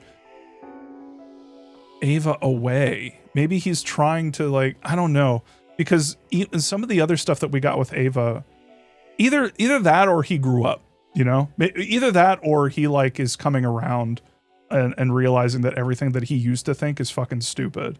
I don't know. I kind of want to see the best in all these guys, but like, and just like have them help each other out. But I also realize that like, it might not be that kind of a story. It might be people like fucking slitting each other's throats and shit. Yeah, exactly. Tal's real. Like very similar to Jessica. Yeah, but I don't know. Does Krause have the wherewithal or like the sort of? I just don't know. We need more. I need more interiority from Krause. I need more from him. I need to know more of his like thoughts on this whole thing. Keter Faction, it's also very possible that Krause hates it, but also just can't conceptualize things being different. Not to mention that they've likely grown up very isolated from outside society. Oh yeah, I think that's text at this point. Like, I mean, literally, they are on a fucking island separated from the rest of the world. So I think that is at the very least going to do something to these kids. So like, yeah, yeah, maybe I'm just talking out my butt, but Krause does not have wherewithal. He sucks, and I rather like him. Oh, okay, all right, yeah. See, I want him to like learn and grow and like be doing things for maybe an ulterior motive. You just like to hate him like as he is now. He's just okay. No, I get it. Yeah, no, I support it. I did get a sense Krause thought that he was protecting Natsuhi by keeping the gold bar issue from her, though she didn't take it that way in Ep 1. Yeah, I really don't know what that was all about. The fact that he showed her at all, yeah, I don't know. I also got majorly, and this is kind of why I'm thinking about it this way, because the way that Krause, I think it was Ep 2, the way that Krause was interacting with Natsuhi was very like they were equals, you know? Like, I don't know, maybe, or they were tackling things in a very, Natsuhi was way more competent than episode 1 made her out to be.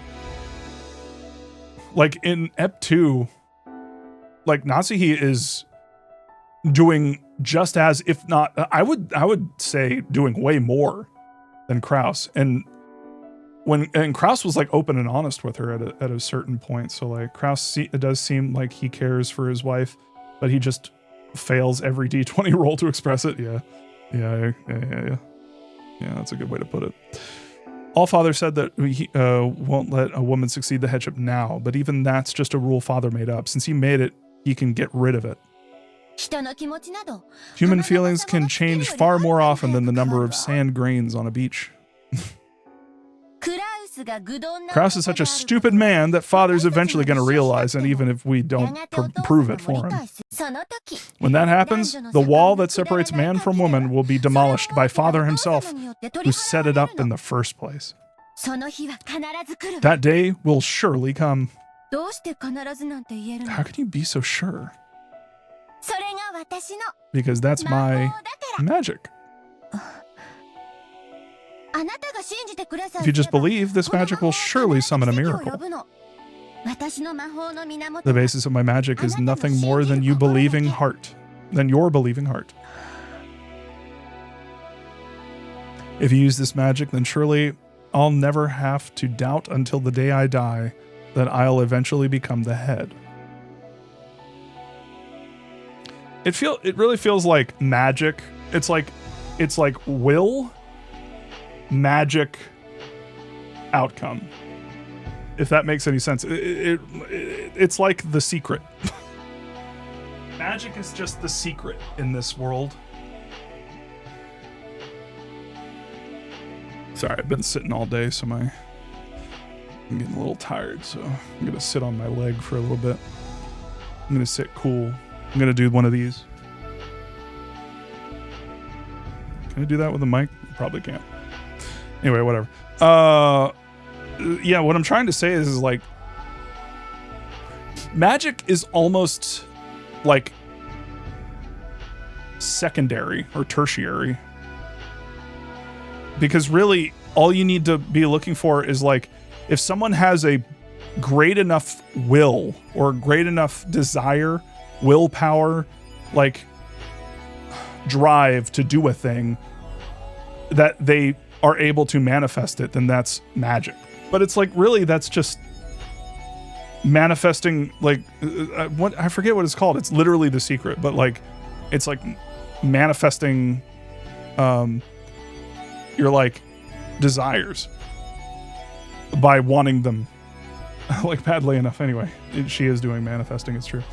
But I don't know if that's the right thing for her, Ushirmiya Ava. Maybe I should aim to become the kind of lady father wants, someone who can proudly participate in high society. Who says you can't do that if you... Whatever. Magical thinking. Yeah, exactly. Insert generic username. Have I complimented your username, by the way? It's a very good username. Insert generic username. And if I'm reborn, maybe father will change his opinion of me. Oh, maybe I can find my own lifestyle, just as Nissan has found his. Oh, how about this? Fuck your dad. No, I don't. Oh, God damn it. Do not clip that. I did not mean that. Your dad does not matter. Like, don't, no. Like, no, fuck. Oh, man. Your father does not matter. How about that? Internalize that. What he thinks, what he wants you to do. How about that? Who gives a shit? He's just your dad. He's just some fucker. And anyway, I just can't imagine my stubborn father choosing a woman like me as the head. That's the other thing. I'm going to say something sexist. ...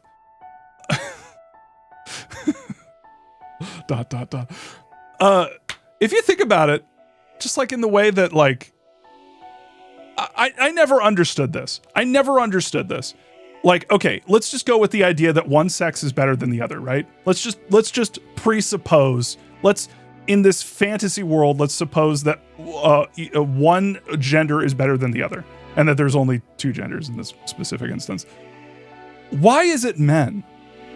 Women create life. Like, at what point? It always felt topsy-turvy to me that, like, it's like that. Anyway, it's just, it never made fucking sense. It never made sense to me. Anyway, even when I was a kid, it's just like, wait a minute, isn't that like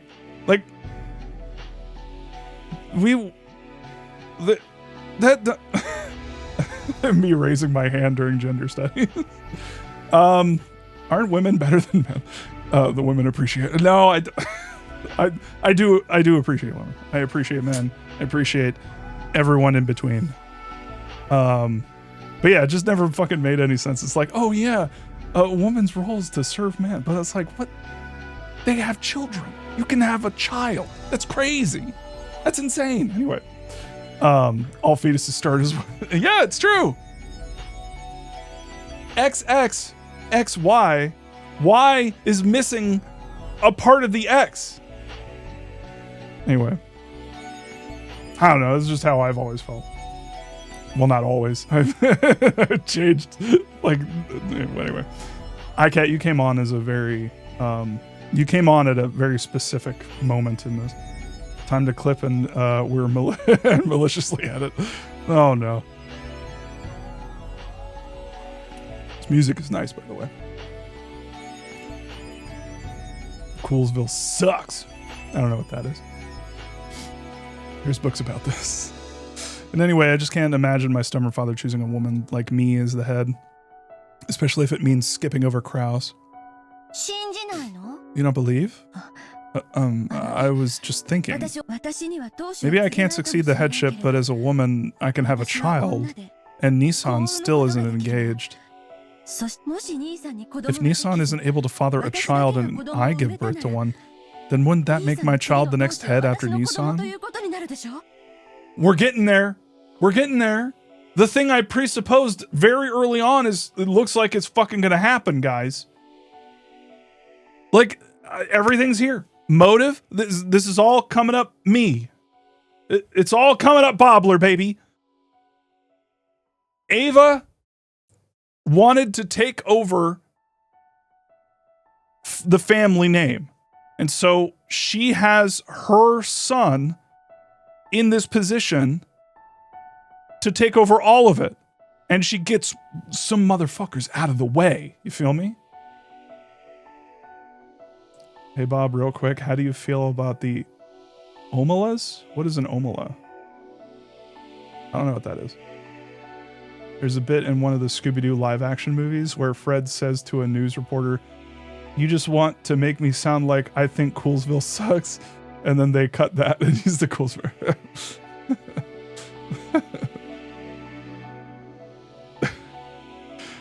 I was just thinking, head after Nissan. In other words, wouldn't that mean the same thing as stealing the headship from Nissan? Are you serious? Yes, I'm serious. True, it'll be very sad to abandon the resolve I've had since childhood. It pains my heart to betray you, my younger self. But this is my most realistic option. Are you throwing away your dreams? And me as well? I'm not throwing anything away. I'm an adult, and the day has come for me to part ways with you. Oh. That's right. Ava's already become an adult. She's even forgotten how to use magic. And now she's the mother of a single child. She forgot all about how magic can grant one's own dreams, and now she's forcing those dreams onto her son. Bruh. That was so real, I got blown away. Even though Father and Kraus ruined your life, you're trying to push your dreams onto your son, ruining his life. Is that what you call being an adult?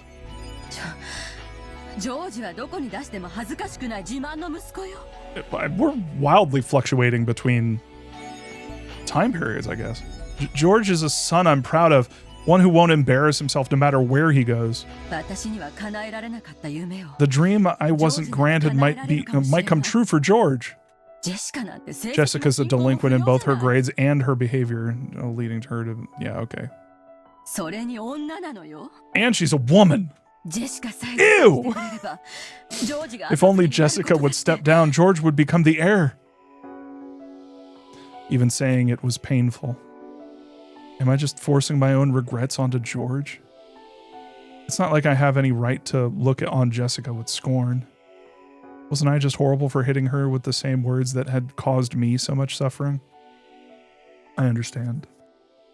I understand. The desire to triumph over my brother is part of my own personal revenge. I can't use George for that.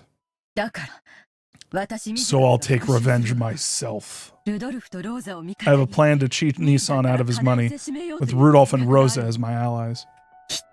I'll surely be able to get back at him. In any case, I'm sure that Nissan is embezzling Father's assets. What a boring plan. Why don't you just give up on that and cry yourself to sleep? Okay.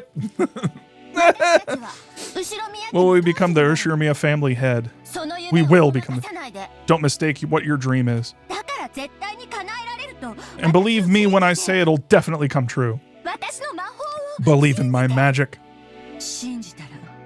If I believe, I wonder if any power will dwell in that magic. It will. My magic can grant any wish with certainty. I'll believe. I'll believe. So create a miracle with that magic. If you don't, the hole in my heart will never heal. I feel like this just feels like she's tripping again. Not, I mean literally on drugs. Also, happy 420. Like, what is going on with this fucking island?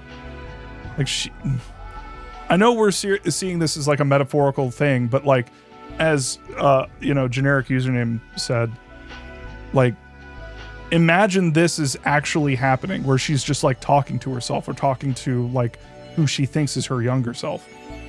It's like this is her Beatrice, and she's also saying, "Believe in my magic, believe in me," and all that stuff. But like, can you imagine this situation where basically something on this island is causing people to like fucking see shit, you know? Yes, I will never stop being Bobbler. I am Bobbler. I will always be Bobbler. I will never stop being Bobbler. If you expect anything else from me, who's the real idiot? No. I am so stupidly, sillily locked in on everything being explainable. Y'all have no idea. This is just me. This is just who I am. Okay.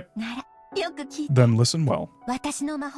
Listen to my magic words and understand. If we can solve the riddle, we can become the Ushiromiya family head. So lend me your ears and listen carefully.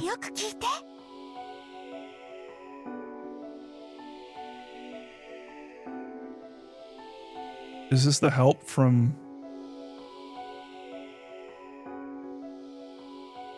Behold the Sweetfish River running through my beloved hometown. You who seek the Golden Land, follow its path downstream in search of the key.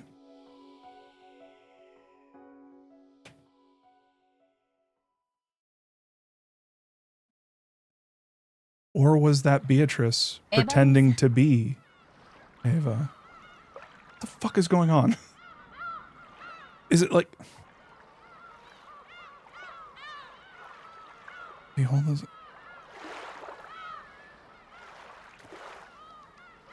How the hell did that happen? Is that Lambda Delta, like, helping or something? Anyway, Eva Nissan. Nissan. It looks like we're about to arrive.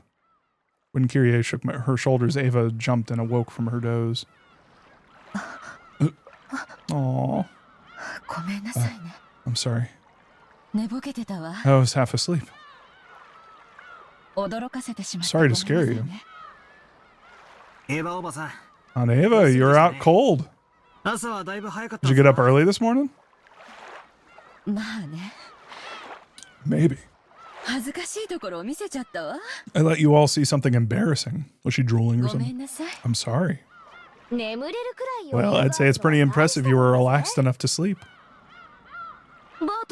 Battler kept yelling, "We're gonna fall, we're gonna drown." She's a moo. Can't get bored with this guy around.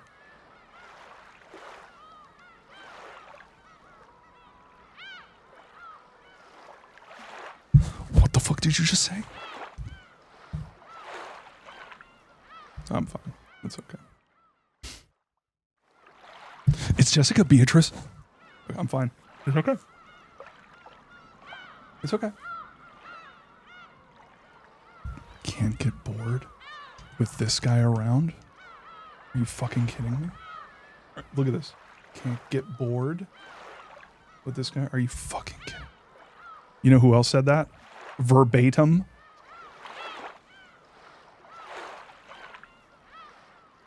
You can't do this to me. Shut up. All humans have at least one thing they're weak against. Battler and Jessica came in messing around. Rudolph also made a face asking as if asking, "Are you okay? Get a hold of yourself. When you see Dad and the rest, all that sleepiness will go right out the window. Let's all give it our best, okay?" That's right. We have to keep it together, especially this year. That's it. Let's all tighten our assholes and go.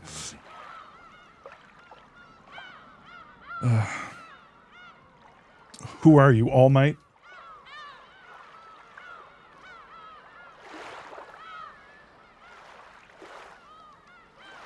Thanks, Rudolph. Rudolph said these strict words in a small voice that only Ava could hear. Hey, tighten your butthole. Hey, tighten your butthole and let's go. Tighten your fucking butthole. Hey, clench that fucking butthole. Failure would not be tolerated in this year's family conference. All of their companies were hanging in the balance. Even Rudolph's face looked a little tense. Ava's expression probably looked tense as well. Well, because he's copying you. Because, as established. Bob, I have our luggage. Let's go up onto the deck. Thank you. You really are considerate, George. Why are you taking me so suddenly? It's not like you, Bob. It's not like you, Bob. Ava, George, Georgie, we're there. Grab our luggage.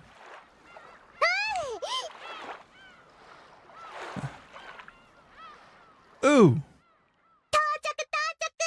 We're there.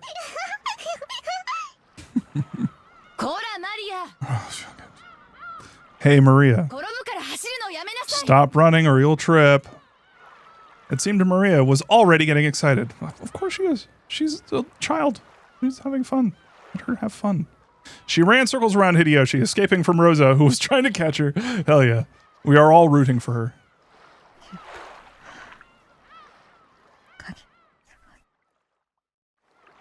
What the fuck was that? Did you hear that?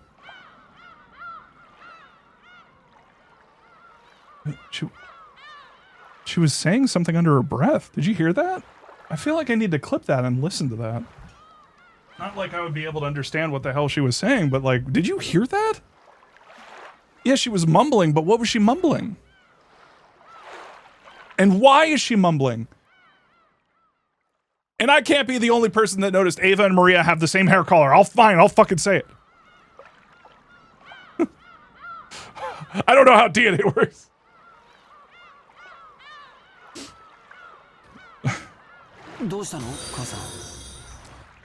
Choice ow. Oh, we got a choice ow. Which one do we like? Do we like I think that one's pretty good. What about oh, that's an angry one. Thanks for the follow, choice ow. You're probably talking about another owl from another game series, but yeah. What is it, mother? What is it, Bob? Do you feel sick? Do you like my George impression? George, take our luggage and go on ahead.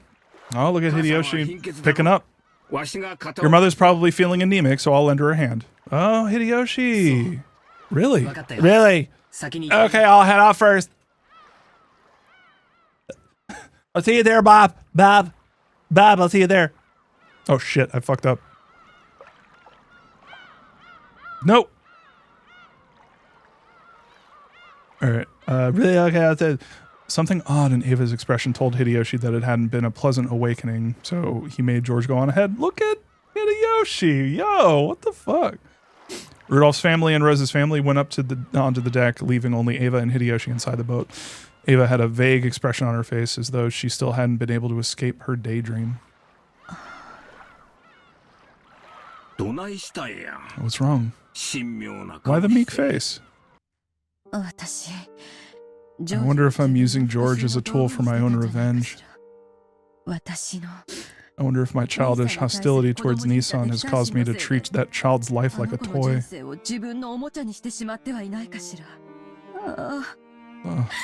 What have I done? What have I...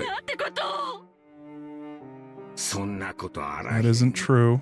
George is our wonderful son, and he'll always perform admirably wherever he goes. Ava, even if you let your own hopes get in the way a bit, everything will turn out okay in the end, hasn't it? Everything turned out okay in the end. You haven't done anything wrong. In fact, George is grateful for the strict discipline you gave him, right? Oh yeah, I'm sure he's fucking stoked. Thanks for beating my ass, Mom. Gee, you're really swell. Bob, thanks for beating me up, Bob. Really? Hey, really? George doesn't think I'm a terrible mother, does he? Oh. Does he? Does he? He's never said anything like that, not even once. Because he doesn't know anything different. You're just worrying too much. Hi, Kumasawa. What's up? Hideyoshi-sama. Everyone has left the boat. Oh, did you lose something? Kumasawa, look at that fucking face. Look at her. Do you need a hand? Kumasawa had come to check on them while they hadn't gone up to the deck. Oh, like she hasn't been eavesdropping this whole fucking time. Hideyoshi hid Ava behind his back so that her expression wouldn't be seen. Aww. Yeah, sorry. My necktie pin just got a bit crooked. We're fine, and we'll be out in a sec. Wait outside for us. Is that so? Then I will wait outside. Even though she didn't really understand, Kumasawa realized that something had come up and disappeared so that she didn't trouble them further.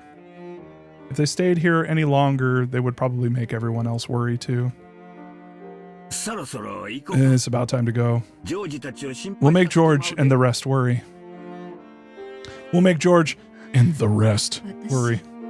George really doesn't despise me. I mean, he will when we kill everybody. Yeah. Nothing of the sort. In fact, he's very grateful. Did you have a nightmare? Again? You like my Hideyoshi voice?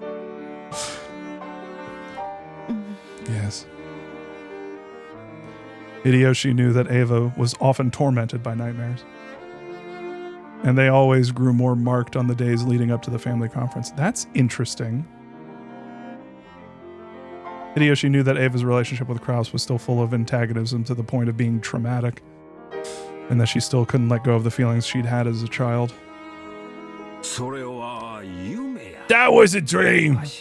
I'm with you now. If I grasp your hand like this, that dream will go away. Right? Look, I'm holding tight. That hurts. Thank you. I'm fine now. Stop hurting me. Let's get off the boat. Yeah.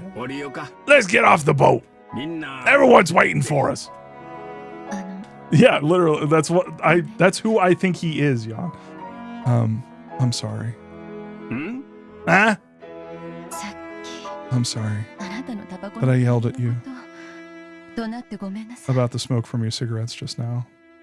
Come on! You normally wouldn't apologize for that sort of thing.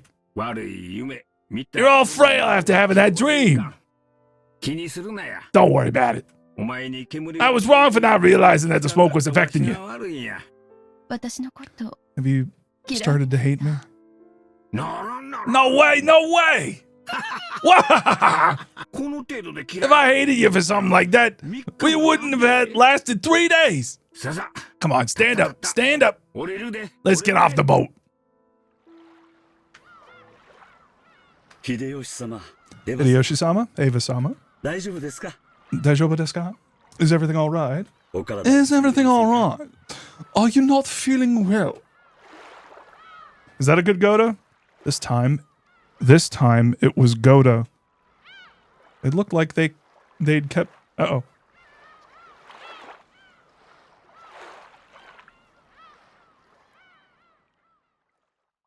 Oh, that sneeze went right into my eyes and then just left.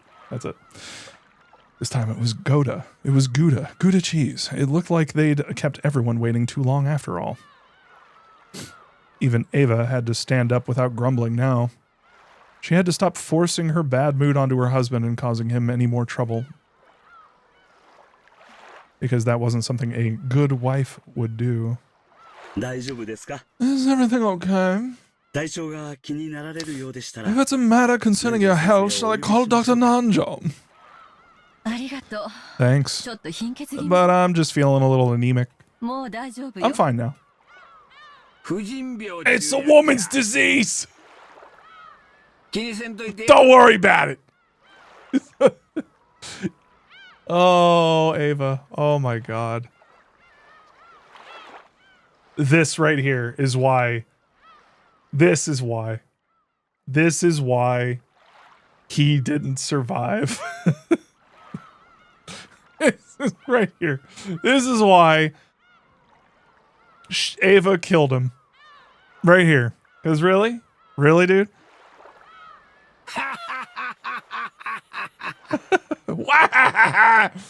Her uterus is moving around all over. Her uterus is moving around all over the place. You know how women are. Come on. Don't say stuff like that in front of people. It's embarrassing. Oh, sorry. Ava elbowed Hideyoshi in the gut. Oh, fuck! Oh! Oh! That was my liver! Oh! Oh! Drops to the ground. Oh! Vomits blood. By that time, her normal expression had returned, which allowed Hideyoshi to relax a little.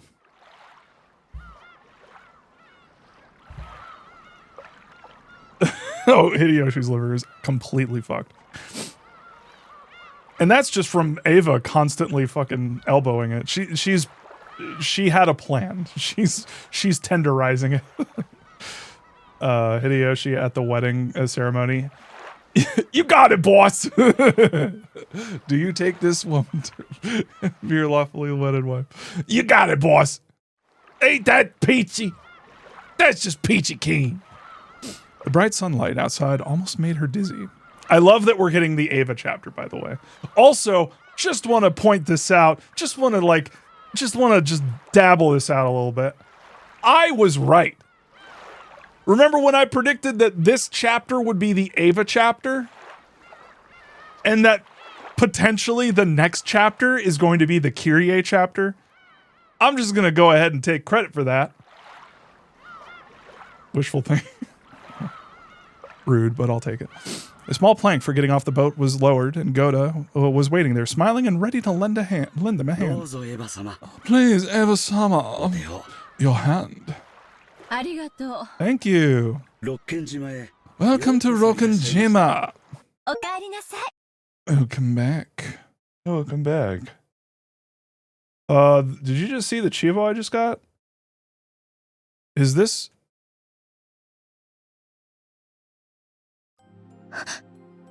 The Chivo I just got had a picture of young Ava on it. It said, welcome back to Rokkenjima. I think that was the Chivo that I just got. It popped up in the bottom right. I don't know if y'all could see that. But yeah, it was definitely a picture of Banquet of the Golden Ava. If this whole story is about Ava, color me satisfied. Huh? When she left the boat, it seemed as though she'd heard the voice of her young self. No, it hadn't seemed that way. Someone had told her, welcome back. After becoming a shameless adult, the voice of her young self was distant. What am I living for? What can I do to release myself from this obsession? Hideyoshi heard her talking to herself. When Hideyoshi held on tightly to Ava's shoulders, his firmness alone told her that there was no need to say any more. Maybe it was because the typhoon was getting closer. The lively cries of the seagulls, which usually greeted them when they arrived, couldn't be heard at all.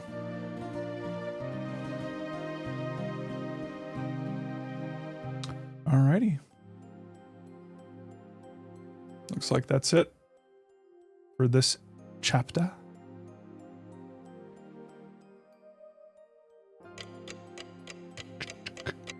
We need to go through like the times.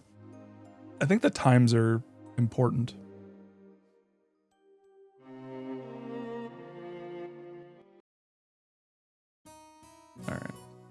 going to go ahead and right click when it lets us.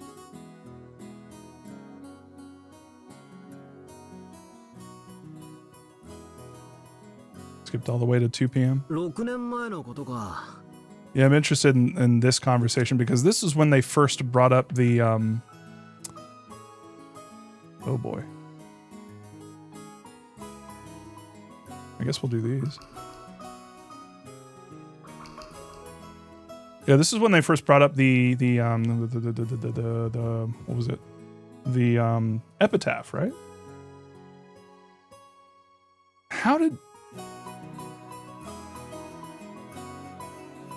How the fuck did Ava know?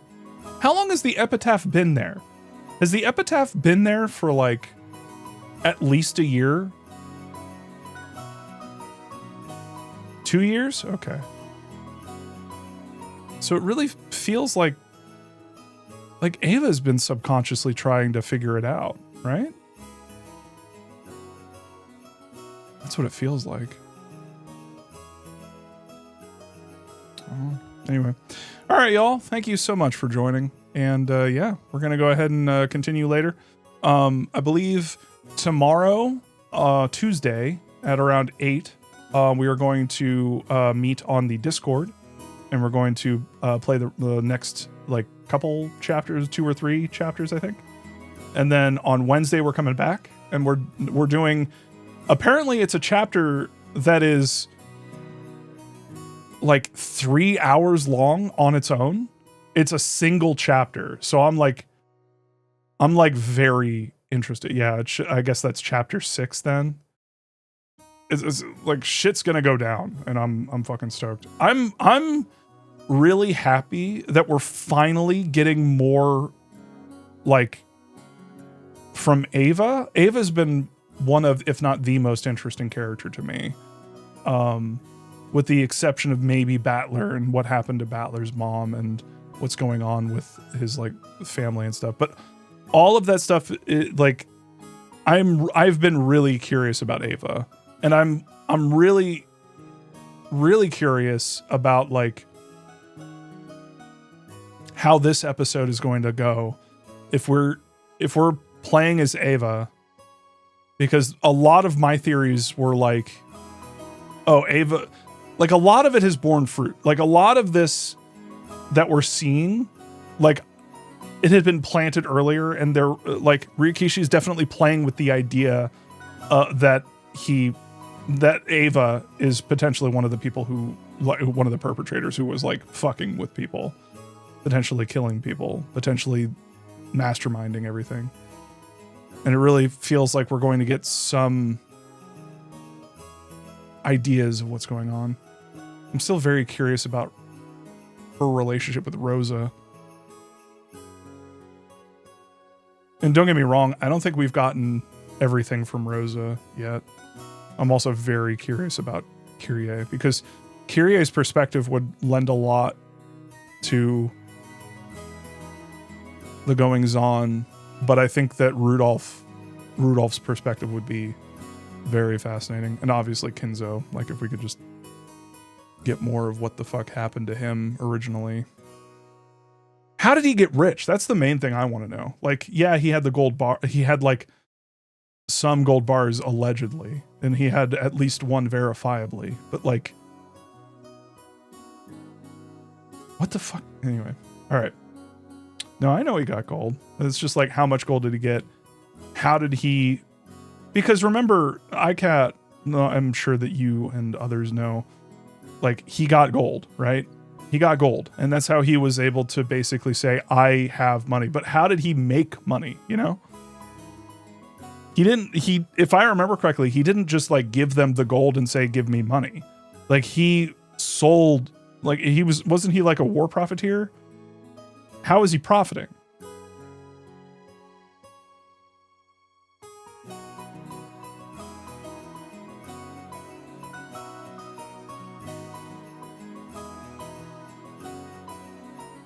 Just investments? All right. Well, takes money to make money, I guess. Okay. I thought there was more to it than just the gold. If it was literally just the gold being used as collateral, if it's literally just he has gold, let's just assume that he has money, then that's one thing. But it really feels like we got a little bit of a story, or at least I remember us getting a little bit of a story about Kinzo like trading during the war, like making money off the war. And it's like, why would you need to do that if you already have money? You know, if you have money, then you have money. It's not adding up, is what I'm saying. Is like, there's like a way of looking at that where it's like, oh, he just got a bunch of gold and he has a shit ton of money, and so he could do whatever the fuck he wants. But then there's another aspect of it that's like realistic. That's like, look, he's an investor. He like, you know, has a bunch of money because he has a bunch of like investments that have paid off. And it's like, well, which one is it? Just one or the other? I don't know. We'll see, I guess. By the way, Ava would have been like 15 at least by the time they moved to that island. Oh yeah, I forgot that they were not there to begin with. And then they moved. How old were the kids when Kinzo got the gold?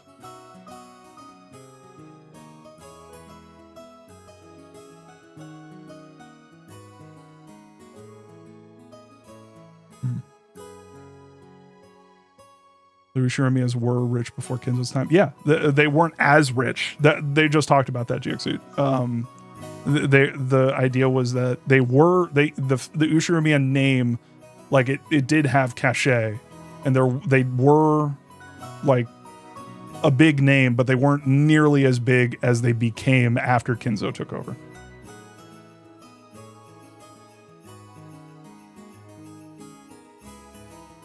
Yeah, and then the earthquake fucked it all. Yeah. Kinzo had to rebuild. Yep. All right. With that, yeah, I'm really excited to keep getting more about Ava. Basically, my favorite character. With the exception of you know, of course, Maria. Of course, Maria. Ooh, what if we get a Maria chapter? I'm so excited. I want a Maria chapter or episode. A Maria episode. What do you think about that, Maria? I agree. 1000%. I know. You're so excitable. All right, y'all. Thanks so much for joining. We're going to go ahead and call it there. And catch you later. Bye.